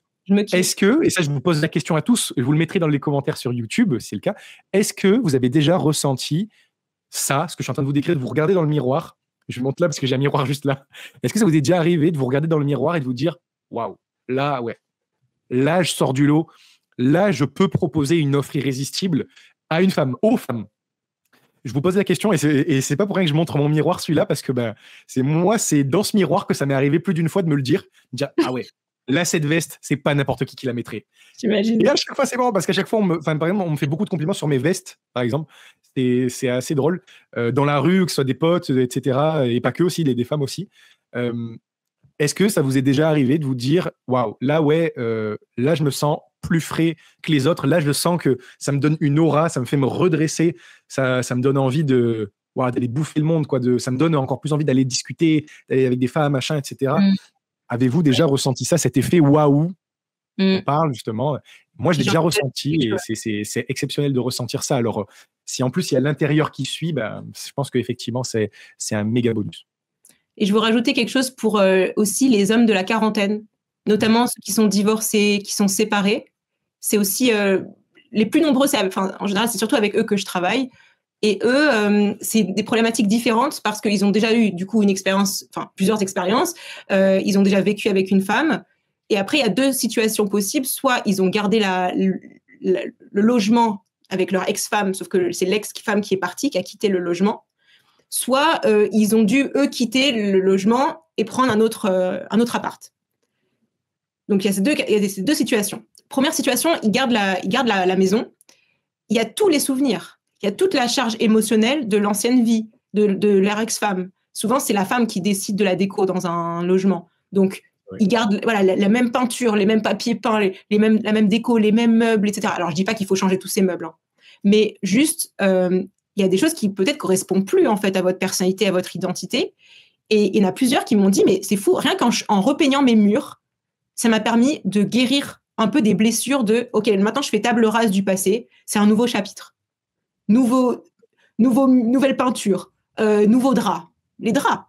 C'est dans ces draps que tu as couché avec ton ex-femme pendant des années, tu veux continuer à dormir tous les soirs de ta vie dans les mêmes draps. Change de drap. Voilà, un tapis, une couleur par-ci. Voilà, il y a plein de choses qui font que quand tu changes tout ça, tu dis, ah, là, je me sens mieux. Là, ça me correspond à moi, c'est à mon goût, à moi.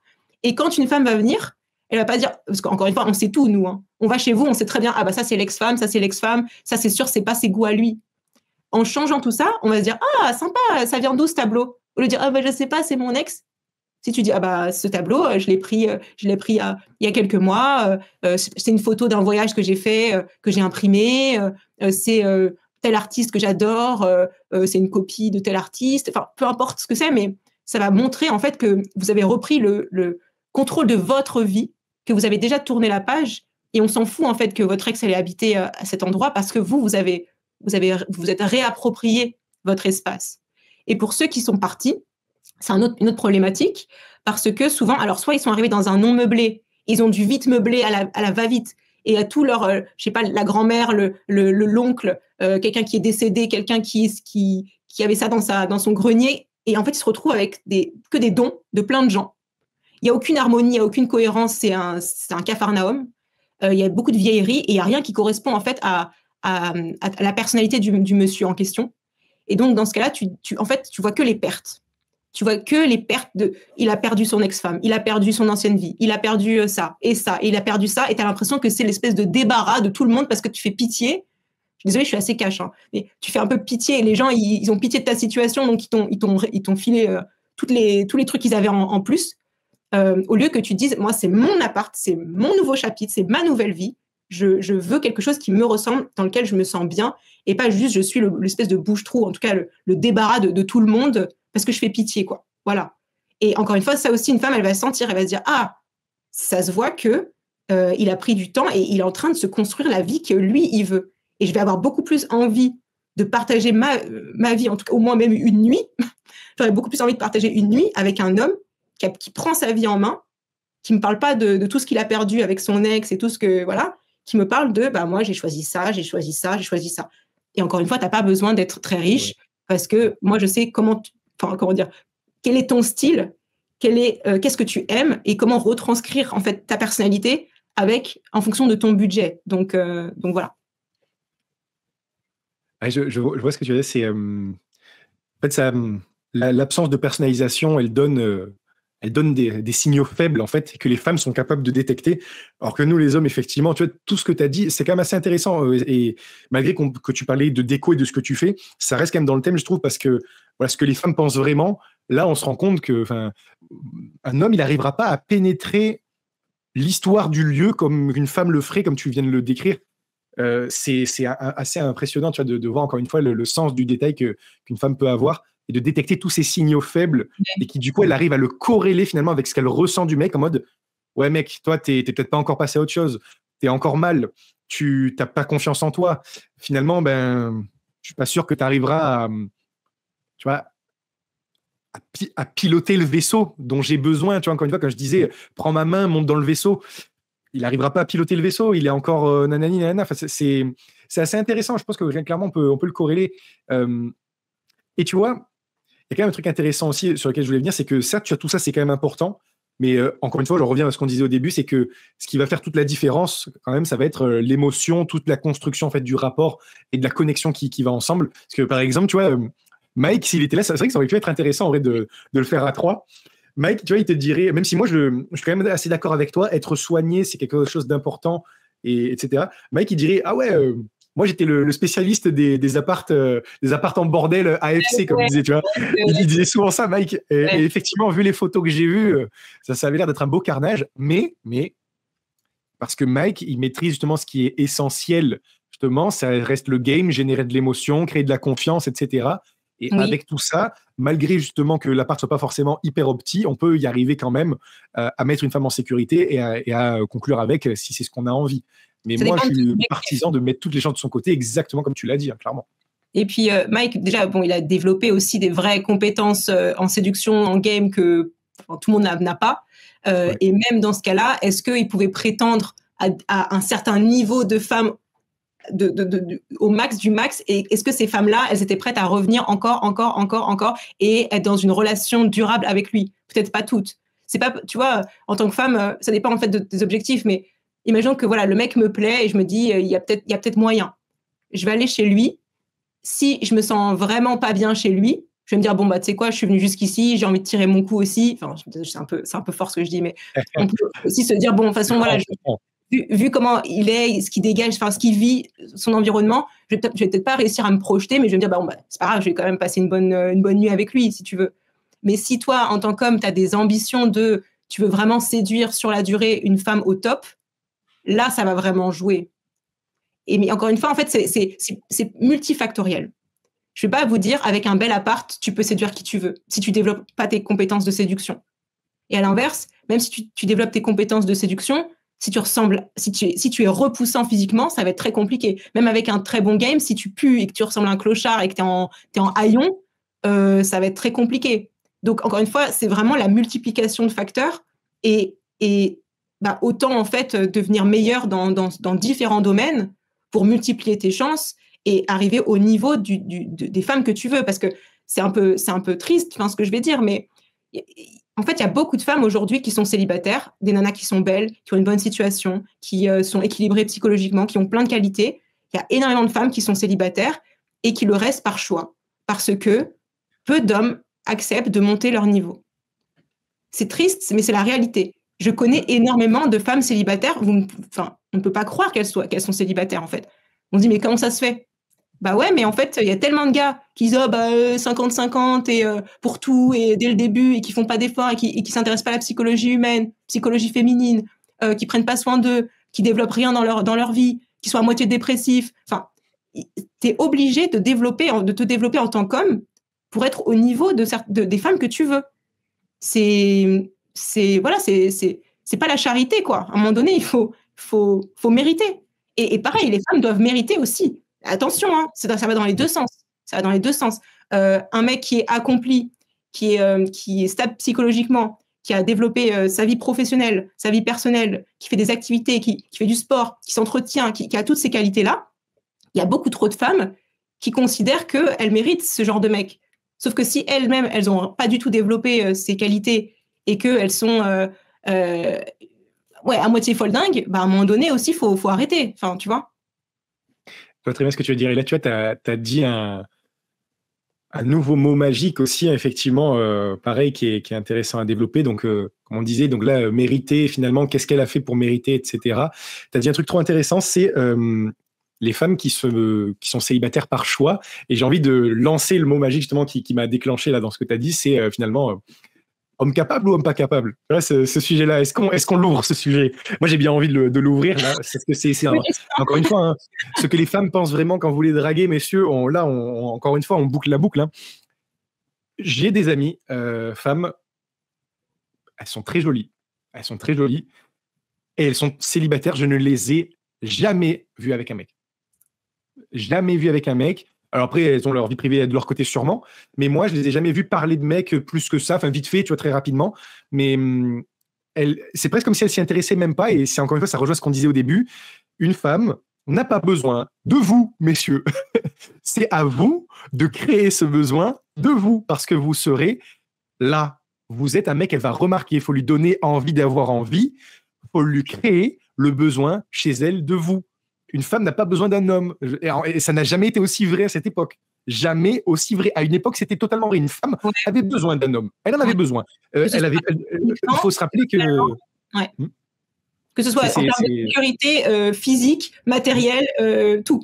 Même socialement, c'était pas du tout acceptable. Une femme, c'est une quatrième. Il y avait des termes pour ça. Donc, c'était une obsession pour les femmes de vite se marier. Que ce soit vraiment voulu ou pas, avec le bon ou pas, peu importe, mais il fallait qu'elle soit mariée. Aujourd'hui, il y a une autre réalité. Les femmes sont beaucoup plus indépendantes. Et en fait, au fond, je pense que la plupart des femmes célibataires, au fond, elles ont vraiment envie quand même. Hein. Elles ont vraiment envie avec un super gars. Hein, parce qu'il y a quand même un besoin émotionnel, affectif, même en termes de complicité, en termes d'accomplissement, de faire équipe en fait avec quelqu'un, pour celles qui veulent aussi fonder une famille, etc. Il y a quand même un besoin. On ne peut pas dire que les femmes n'ont plus aucun besoin par rapport à la gente masculine. C'est pas ça. C'est plutôt on n'a pas besoin au prix de renoncer à nos attentes. Alors après, il y a aussi des débats sur les femmes ont trop d'attentes, etc. Bon, c'est peut-être un autre débat.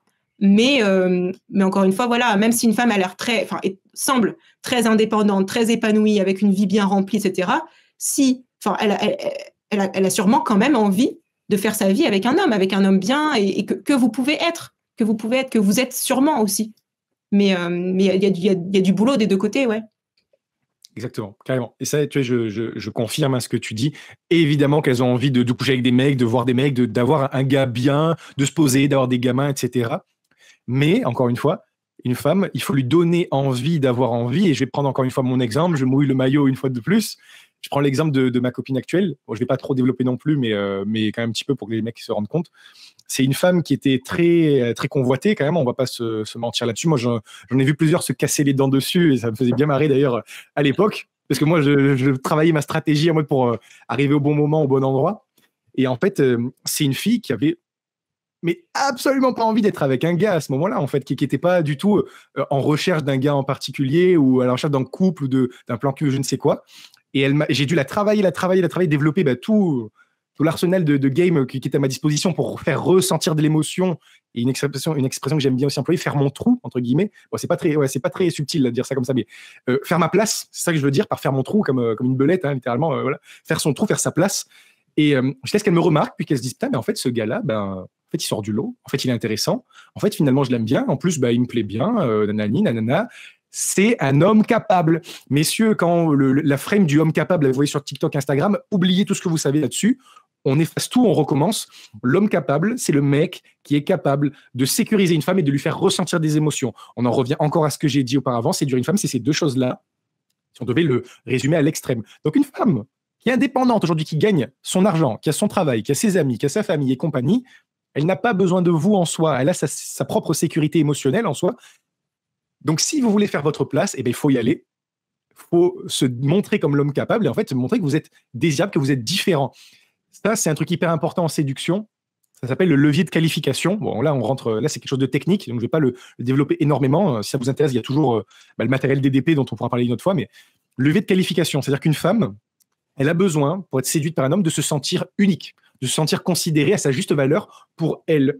C'est-à-dire que pas une parmi tant d'autres, elle a besoin de ressentir le petit truc qui fait qu'elle s'est sentie spéciale à vos yeux. C'est pour ça que faire un compliment à une femme, t'es trop belle, gna gna gna, etc., elle s'en bat les couilles. Encore une fois, comme l'a dit Aurélie, si vous êtes à un niveau assez élevé, ça va lui faire plaisir, mais elle aurait préféré 1000 fois, et Aurélie, je te laisse confirmer ou infirmer, elle aurait préféré 1000 fois, putain, j'adore ton chemisier, je trouve qu'il va super bien, j'aime trop ton foulard, je trouve qu'il irait super bien avec telle tenue, tel cardigan, etc. Et là, elle dit, oh, cardigan. Le mec, il a dit le mot cardigan. Et il a remarqué mon foulard plutôt que mes seins ou mon cul. Truc de fou. Messieurs, là, vous voyez, Aurélie, elle se tape une barre, mais parce que c'est réel. Combien d'entre vous savent ce que c'est un cardigan déjà? Ça fait pas mal déjà aussi. Mais Ouais. Les détails. Les femmes, c'est les détails, le sens du détail, encore une fois. Et personnaliser. Parce que c'est pas, enfin, même si tu dis, waouh, t'as un mascara, je sais pas quoi, bon, on peut se dire, il sait l'histoire du sens du détail, mais plutôt, est-ce qu'il y a un détail chez moi qu'il n'y a pas chez les autres, surtout? Oui, en fait. Ouais. Je sais pas, voilà, est-ce que tu as remarqué que ma robe, elle a un certain imprimé, enfin, voilà, quelque chose qui va, même si t'es taquin, même si tu vas te foutre de ma gueule en mode, ah, ta robe, on dirait, je sais pas, t'as des palmiers, enfin, il y a des palmiers sur ta robe, t'as besoin de vacances, enfin, tu vois, même si c'est un truc à la con, mais au moins, je sais que c'est impossible que tu sortes la même phrase à la fille d'à côté, en fait, parce que c'est que sur ma robe qu'il y a ça. Donc voilà, la personnalisation extrême, et c'est ça, c'est une femme c'est dans l'approche de la drague, en fait, même si vous abordez plein de femmes, il faut pas que nous, on pense que vous êtes en train d'aborder plein de femmes. Ça casse toute la magie. Un mec qui est là, on a l'impression qu'il fait que ça de toute sa journée, il est en mode statique à un endroit et il aborde tout ce qui passe comme ça. C'est pas du tout aussi attirant qu'un gars qui est en train de marcher. Je sais pas, moi, t'es dans un café, t'as pas l'impression qu'il est en train d'aborder toutes les filles du café, quoi. Je trouve qu'il y a un peu ça. On a besoin de se sentir spécial, unique, et que on lui a plu, enfin que nous, on lui plaît, nous. Il y a quand même cet esprit-là. Même si d'autres femmes peuvent lui plaire à lui, mais il nous a choisi, nous. Et on se sent unique et spécial, c'est ça. Exactement. Là, tu sais, encore une fois, ce que tu as appuyé, ça vient illustrer ce levier de qualification dont j'étais en train de parler, parce que tu crées un moment défini dans le temps, authentique et unique entre nous deux. Ça construit la connexion, ça construit l'émotion, et on est sur de la séduction pure et tout. Et comme tu l'as dit, t'es pas obligé de dire, d'ailleurs, voilà, comme tu l'as si bien dit, t'es pas obligé de faire un compliment en mode juste, waouh, trop beau ce rouge à lèvres, il va bien avec tes yeux, ou je sais pas quoi, nanana. Tu peux dire, waouh, mais regarde là, regarde ta veste, on dirait, c'est une peau de vache, ou je sais pas quoi, enfin, oui, ou t'as besoin de vacances, ou je sais pas quoi. Enfin, moi, c'est un truc qu'on m'avait dit, tu vois, j'ai une veste, ouais, bon, je vais pas me faire chier à la sortir non plus. J'ai une veste où elle est un peu excentrique et je l'adore. Et d'ailleurs, on m'a fait énormément de compliments dessus. C'est une veste qui est verte et blanche. C'est assez bling-bling, donc ça fait un peu style italien bling-bling. Et le motif de nuit, on dirait que c'est plutôt du noir et blanc. Et on m'a dit quand je l'ai porté, ouais, et tout, trop drôle ta veste, on dirait une vache. Tu vois c'est marrant, tu vois. Ça crée un moment, un instant, une bulle entre la personne qui t'a dit ça et toi, un délire, une connexion. Ouais. Il n'y a rien besoin de plus pour commencer. Ça, en fait, ça peut devenir une private joke. Exactement, voilà, exactement, comme une private joke, exactement. C'est personnalisé. Aurélie l'a dit plusieurs fois, moi je vous ai parlé du levier de qualification, c'est dit de manière différente, on en vient à la même chose. Et pour en revenir du coup à cette histoire de base là, avec donc mes amies femmes qui en fait choisissent le célibat par choix, un peu par défaut de l'homme capable, mais par choix du coup au final, parce que elle pourrait très bien se dire, bon ben je m'en bats les couilles, je vais être qu'avec des mecs lambda, je vais pas dire moyens ou des losers ou des quoi que ce soit, des mecs lambda, voire même des mecs pas foufou, quoi, tu vois. Ben non, elles se disent pas ça, elles restent dans leur truc, et en fait, elles te disent, non, mais j'ai pas besoin de ça, jusqu'au moment où, justement, en fait, il faut leur faire miroiter, et regarde tout ce que tu rates. Regarde tout ce que tu rates. Alors évidemment, ça ne se dit pas, mais ça se DHV, tu vois, comme on dit, ça se montre, ça demonstrated high value, tu montres de la haute valeur, et c'est ça qui crée l'inversement de tendance. Et par exemple, pour mon cas, ce que j'avais fait avec Apolline, justement, à aucun moment elle avait besoin de moi, à aucun moment elle avait envie de moi, elle me l'avait dit, elle me dit, oui, je te trouvais beau, mais basta, qu'est-ce que t'as fait, frère, pour que je te remarque, que j'ai envie de te voir, ou de te dater, etc. Il n'y avait rien du tout. Et c'est justement à force que on a créé le moment, on a créé l'instant, la connexion.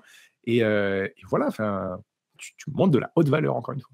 Et voilà, c'était bien le besoin, en fait. Le besoin, il n'existe pas, mais c'est toi qui le crée. C'est un peu comme le luxe. Genre, personne n'a besoin d'un sac très cher, mais en voyant le sac, en voyant qu'un tel est aussi intéressé par le sac, en voyant que je vais peut-être donner un exemple pour les mecs, une belle montre. Tu n'as pas besoin d'une Rolex en soi. Mais il y a une telle valeur autour de la Rolex que tu te dis, mais putain, en fait, moi aussi, j'aimerais bien avoir une Rolex parce que ça veut dire ça, comment dire, ça veut dire tellement de choses sur moi si j'ai une Rolex, non, tu vois. C'est un peu ça. Franchement, ton parallèle, je le trouve hyper parlant et je le reprendrai, effectivement. En soi, qui a besoin de luxe? Tu vois, par exemple, tu prends un sac, techniquement, c'est un outil. On met des choses dedans et on peut le transporter. Donc, en soi, que tu as un sac à 30 € et un sac à 10 000, là, je sais pas, le Hermès, je sais plus quoi, là, il y a un sac à 10 000 balles. 30 000, hein. Ouais, même 30 000 ou je ne sais quoi. Ben, en fait, finalement, c'est pas un rôle d'outil, c'est finalement, qu'est-ce qui fait qu'on veut l'un et pas l'autre? Ben, justement, cette valeur perçue, cette valeur commune, le fait que tout le monde le veuille aussi, c'est con, mais ça, les hommes, il n'y a pas tout le monde qui va apprécier ce que je vais dire peut-être, mais l'homme le plus désiré reste l'homme le plus désiré. La femme la plus désirée reste la femme la plus désirée. C'est-à-dire que quand on arrive à cette étape-là, on entre dans un cercle vertueux. C'est-à-dire que des femmes vous êtes désirable, vous plaisez aux femmes, vous êtes à l'initiative, vous arrivez à séduire des femmes, les femmes vous voient séduire des femmes, donc évidemment, si la demande augmente et que l'offre est la même, forcément, en fait, la valeur perçue est encore plus élevée, et en fait, vous êtes l'offre irrésistible, encore une fois.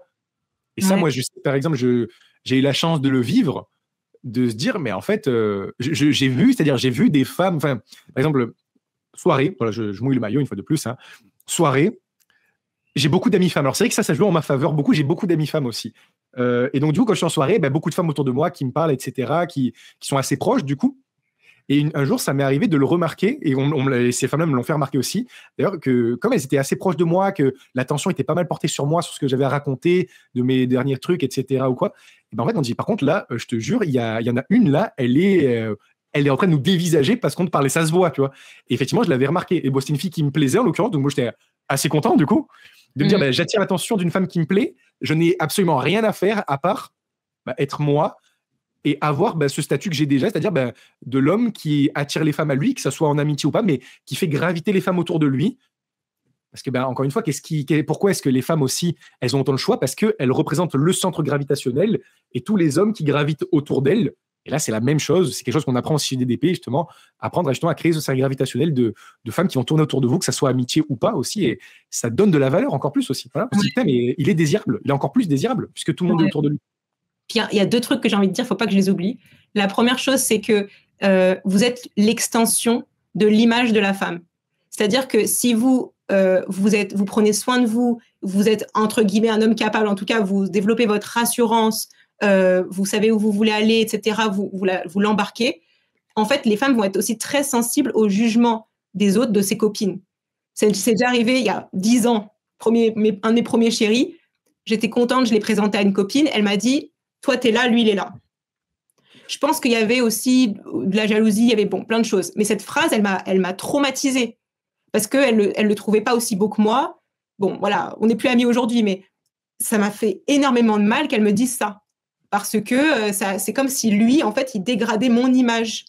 Et bref, tout ça pour dire que voilà, les femmes sont très sensibles. C'est pour ça qu'en tant qu'homme, il faut aussi faire des efforts pour que les femmes se sentent bien et aient envie de vous présenter et envie de vous mettre en valeur parce que vous la mettez aussi en valeur. C'est un peu comme ça que ça fonctionne. Et je suis sûre que c'est la même chose pour les mecs. Je suis sûre qu'en tant que mec, il y en a plein, ils n'ont pas envie de présenter leur plan cul parce qu'ils ne se sentent pas forcément... ils ne sont pas hyper fiers, en fait, de cette femme. Je suis sûre que ça arrive aussi. Ils n'ont pas envie de présenter une telle femme à leurs parents parce qu'ils se disent que cette femme ne va pas plaire à leurs parents parce qu'elle ne va pas être au niveau des attentes de leurs parents. Donc voilà, l'importance de la DHV, etc., c'est aussi par rapport à l'extension de l'image de l'autre. Et l'autre chose que je veux dire, c'est sur la notion de liberté. Et en fait, que moi, quelque part, j'envie les hommes. Vous avez un énorme avantage sur nous. C'est la notion de liberté. Parce que vous avez la liberté de choisir qui vous voulez séduire. Vous êtes actif. Nous, dans le meilleur des cas, on choisit la meilleure option. Dans le pire des cas, on choisit la moins pire des options. Très intéressant ce que tu dis. Donc, et on n'a pas en plus la possibilité. Enfin, c'est très difficile pour une femme d'être proactive, d'être active dans le game de la séduction. Moi, je me liquéfie, je me chie dessus. Si je vois un gars, je sais pas, dans un bar que je trouve trop beau, mais ça va me demander un effort surhumain d'aller lui parler. Et pourtant, on peut se dire, je peux physiquement, machin, il y a moyen. Mais la peur du rejet, j'ai aucune expérience à aller aborder comme ça. Et pourtant, je fais beaucoup de networking. Donc, je suis sociable, je suis assez extravertie, je peux parler avec des inconnus sans problème.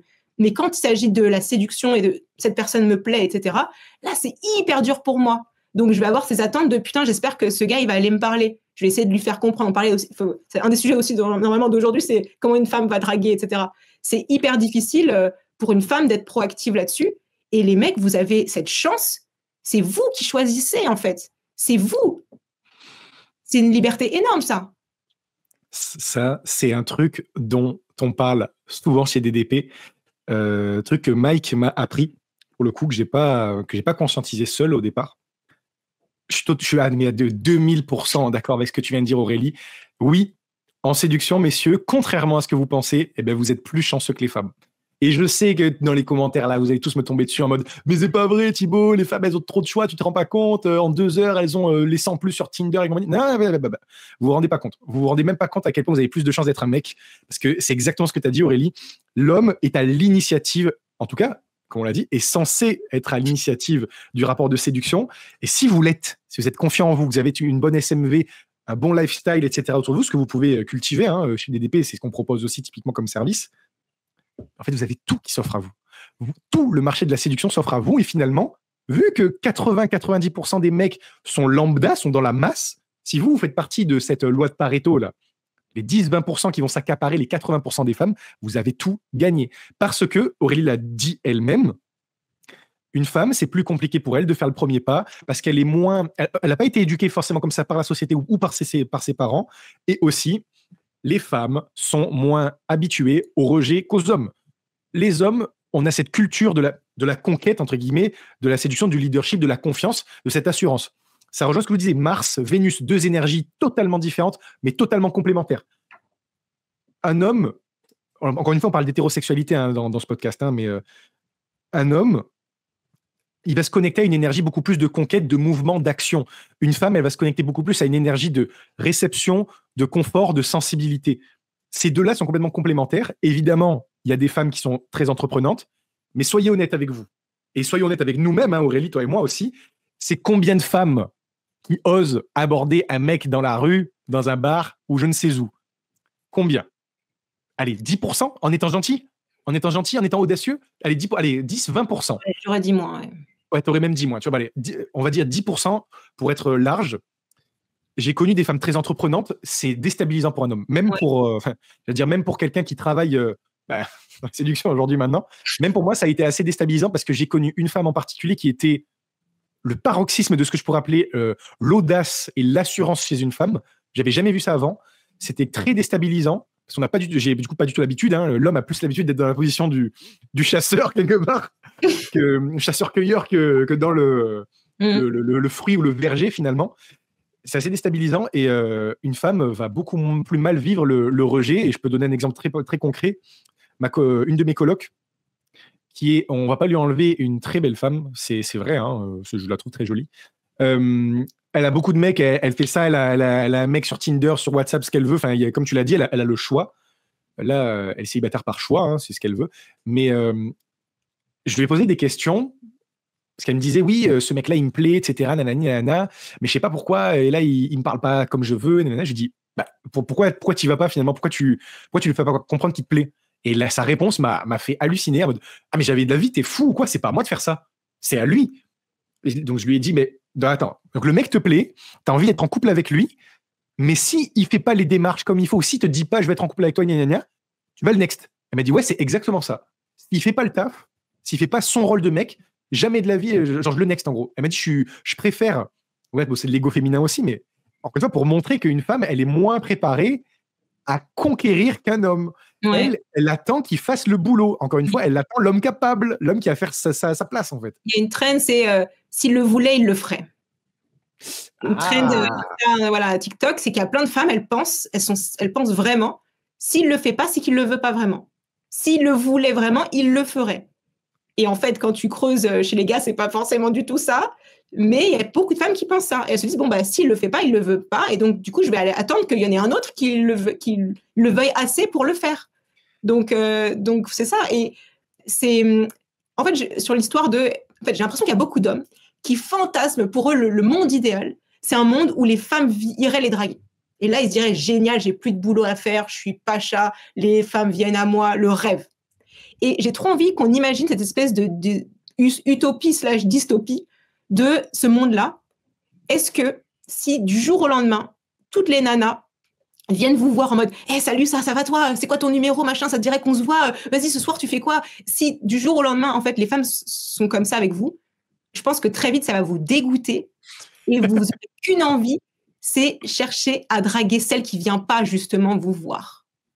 Parce que vous allez vous dire, elle a plus de valeur parce qu'elle ne vient pas. Elle, je la veux plus. On veut ce qu'on n'arrive pas à voir en général, surtout au début. Voilà. C'est le côté inaccessible aussi qui est attirant. Et donc aussi, beaucoup de femmes vont se dire, bah, moi, si je vais le voir, il va se dire que je suis pas accessible. Il va se dire, bah, je suis une pauvre fille cassos, needy, qui est en galère, en dèche, et qui a faim, et qui va voir tous les mecs et qui va les draguer. Vous voyez le cheminement? C'est qu'en fait, il y a une raison. Si on a aussi ces attentes-là, c'est qu'on se dit, mais je vais perdre toute ma valeur perçue, entre guillemets, si je si je suis vraiment proactif pour aller draguer. Donc, l'idéal, c'est de trouver cette espèce d'équilibre de je te tends une perche et l'intelligence de la saisir, mais juste, je t'ai tendu la perche, maintenant, c'est toi qui fais le taf, mec. Je peux pas. C'est un peu la métaphore du mouchoir au 18e siècle. Tu connais?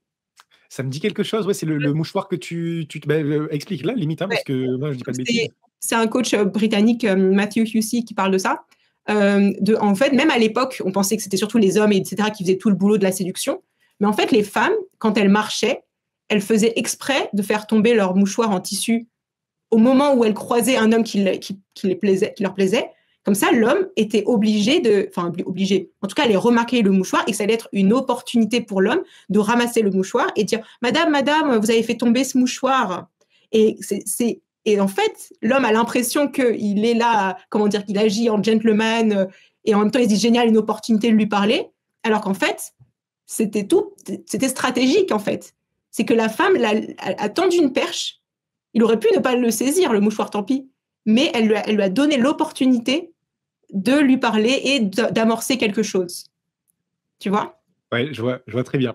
C'est un très bon parallèle et effectivement, c'est comme ça que ça se passe aussi, hein. Le nombre de femmes qui disent non, mais il voit rien, il a raté tous les signaux, les machins, il est débile, putain, il est aveugle, sans déconner, etc. Les femmes sont très subtiles, messieurs, déjà, encore une fois, hein, retenez-le, apprenez-le si c'est pas le cas. Apprenez à voir les signaux. Et puis au pire, si vous voyez pas les signaux, vous en foutez et connectez-vous à ce que vous voulez. Si une femme vous plaît, vous n'avez pas besoin d'attendre qu'elle fasse le signal du mouchoir ou je ne sais quoi, ou qu'elle vous regarde dans le blanc des yeux, ou qu'elle touche ses cheveux, ou qu'elle se mette des doigts dans les yeux, j'en sais rien. La dilatation de la pupille. Ouais, de la pupille, la nana, si elle se recoiffe pas et qu'elle ne lui plaît pas ou quoi. Non.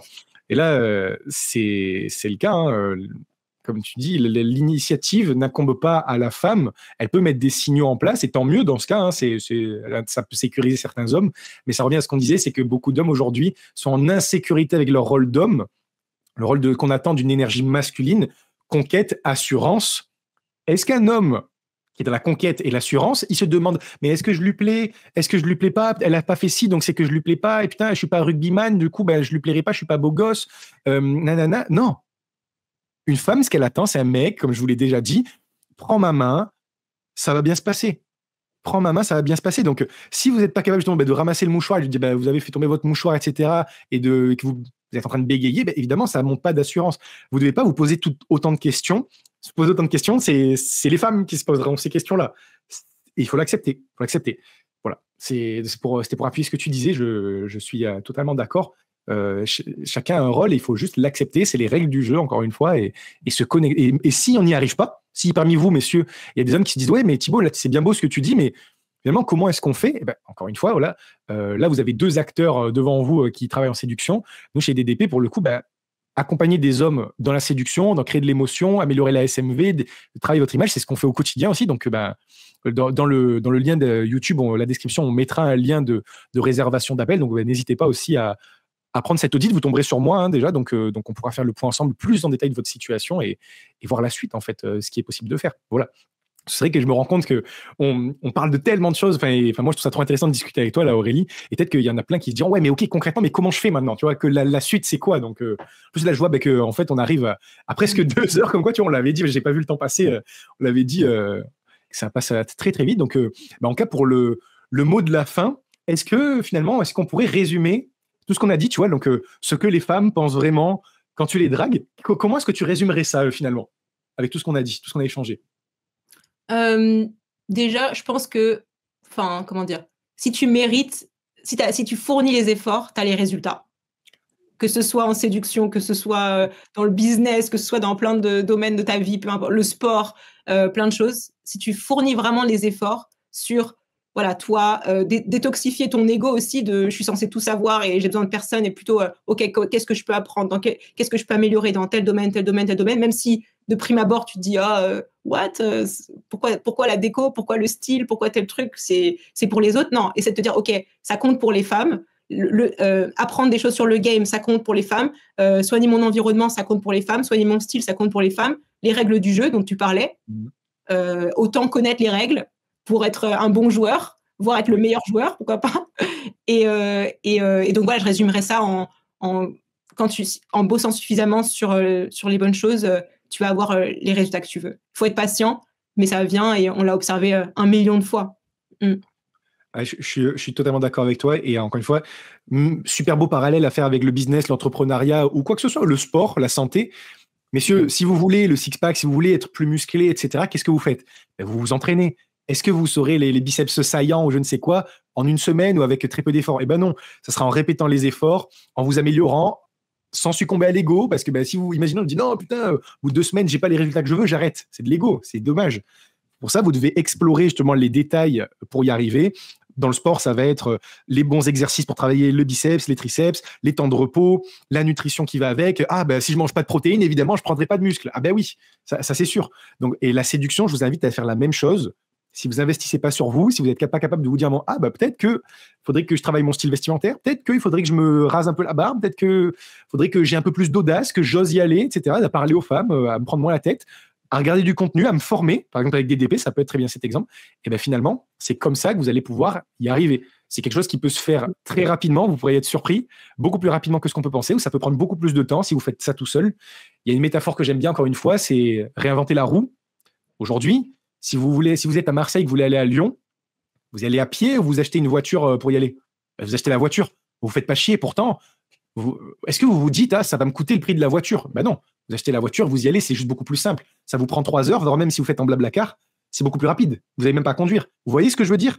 Prenez des chemins facilités qui vous emmènent droit vers le résultat et qui ne vous font pas vous perdre dans les méandres. Si demain, encore une fois, vous devez faire Marseille-Lyon à pied, par vous-même, sans que ça vous coûte rien du tout, ni en investissement, ni en finance, ni en quoi que ce soit, ni en temps, c'est pas le bon pari. Vous allez vous perdre, vous allez vous rebrousser chemin à Orange limite. Enfin voilà, si je continue dans cette métaphore-là, et finalement votre objectif vous l'aurez pas atteint. Votre objectif de séduire les femmes ou d'arriver à Lyon, vous l'aurez pas atteint. Donc finalement, est-ce que c'est vraiment rentable de vouloir réinventer la roue tout seul, alors que la roue existe déjà depuis des décennies, des milliers d'années, des millions d'années? Non. Voilà. Ça, c'était le petit mot de la fin. Donc, tu as plutôt bien résumé, je trouve, effectivement, tout ce qu'on a abordé. Il y a eu plein de choses. Donc, écoute, là, c'est le moment de clôturer. Je vois qu'on est à 2 heures. Merci beaucoup, Aurélie. J'espère que tu as passé un moment. Comment est-ce que tu l'as senti, du coup, cette première émission ensemble là? Trop cool. Très facile. De toute façon, avec toi, on a eu tellement de conversations que je savais que ça allait être très agréable.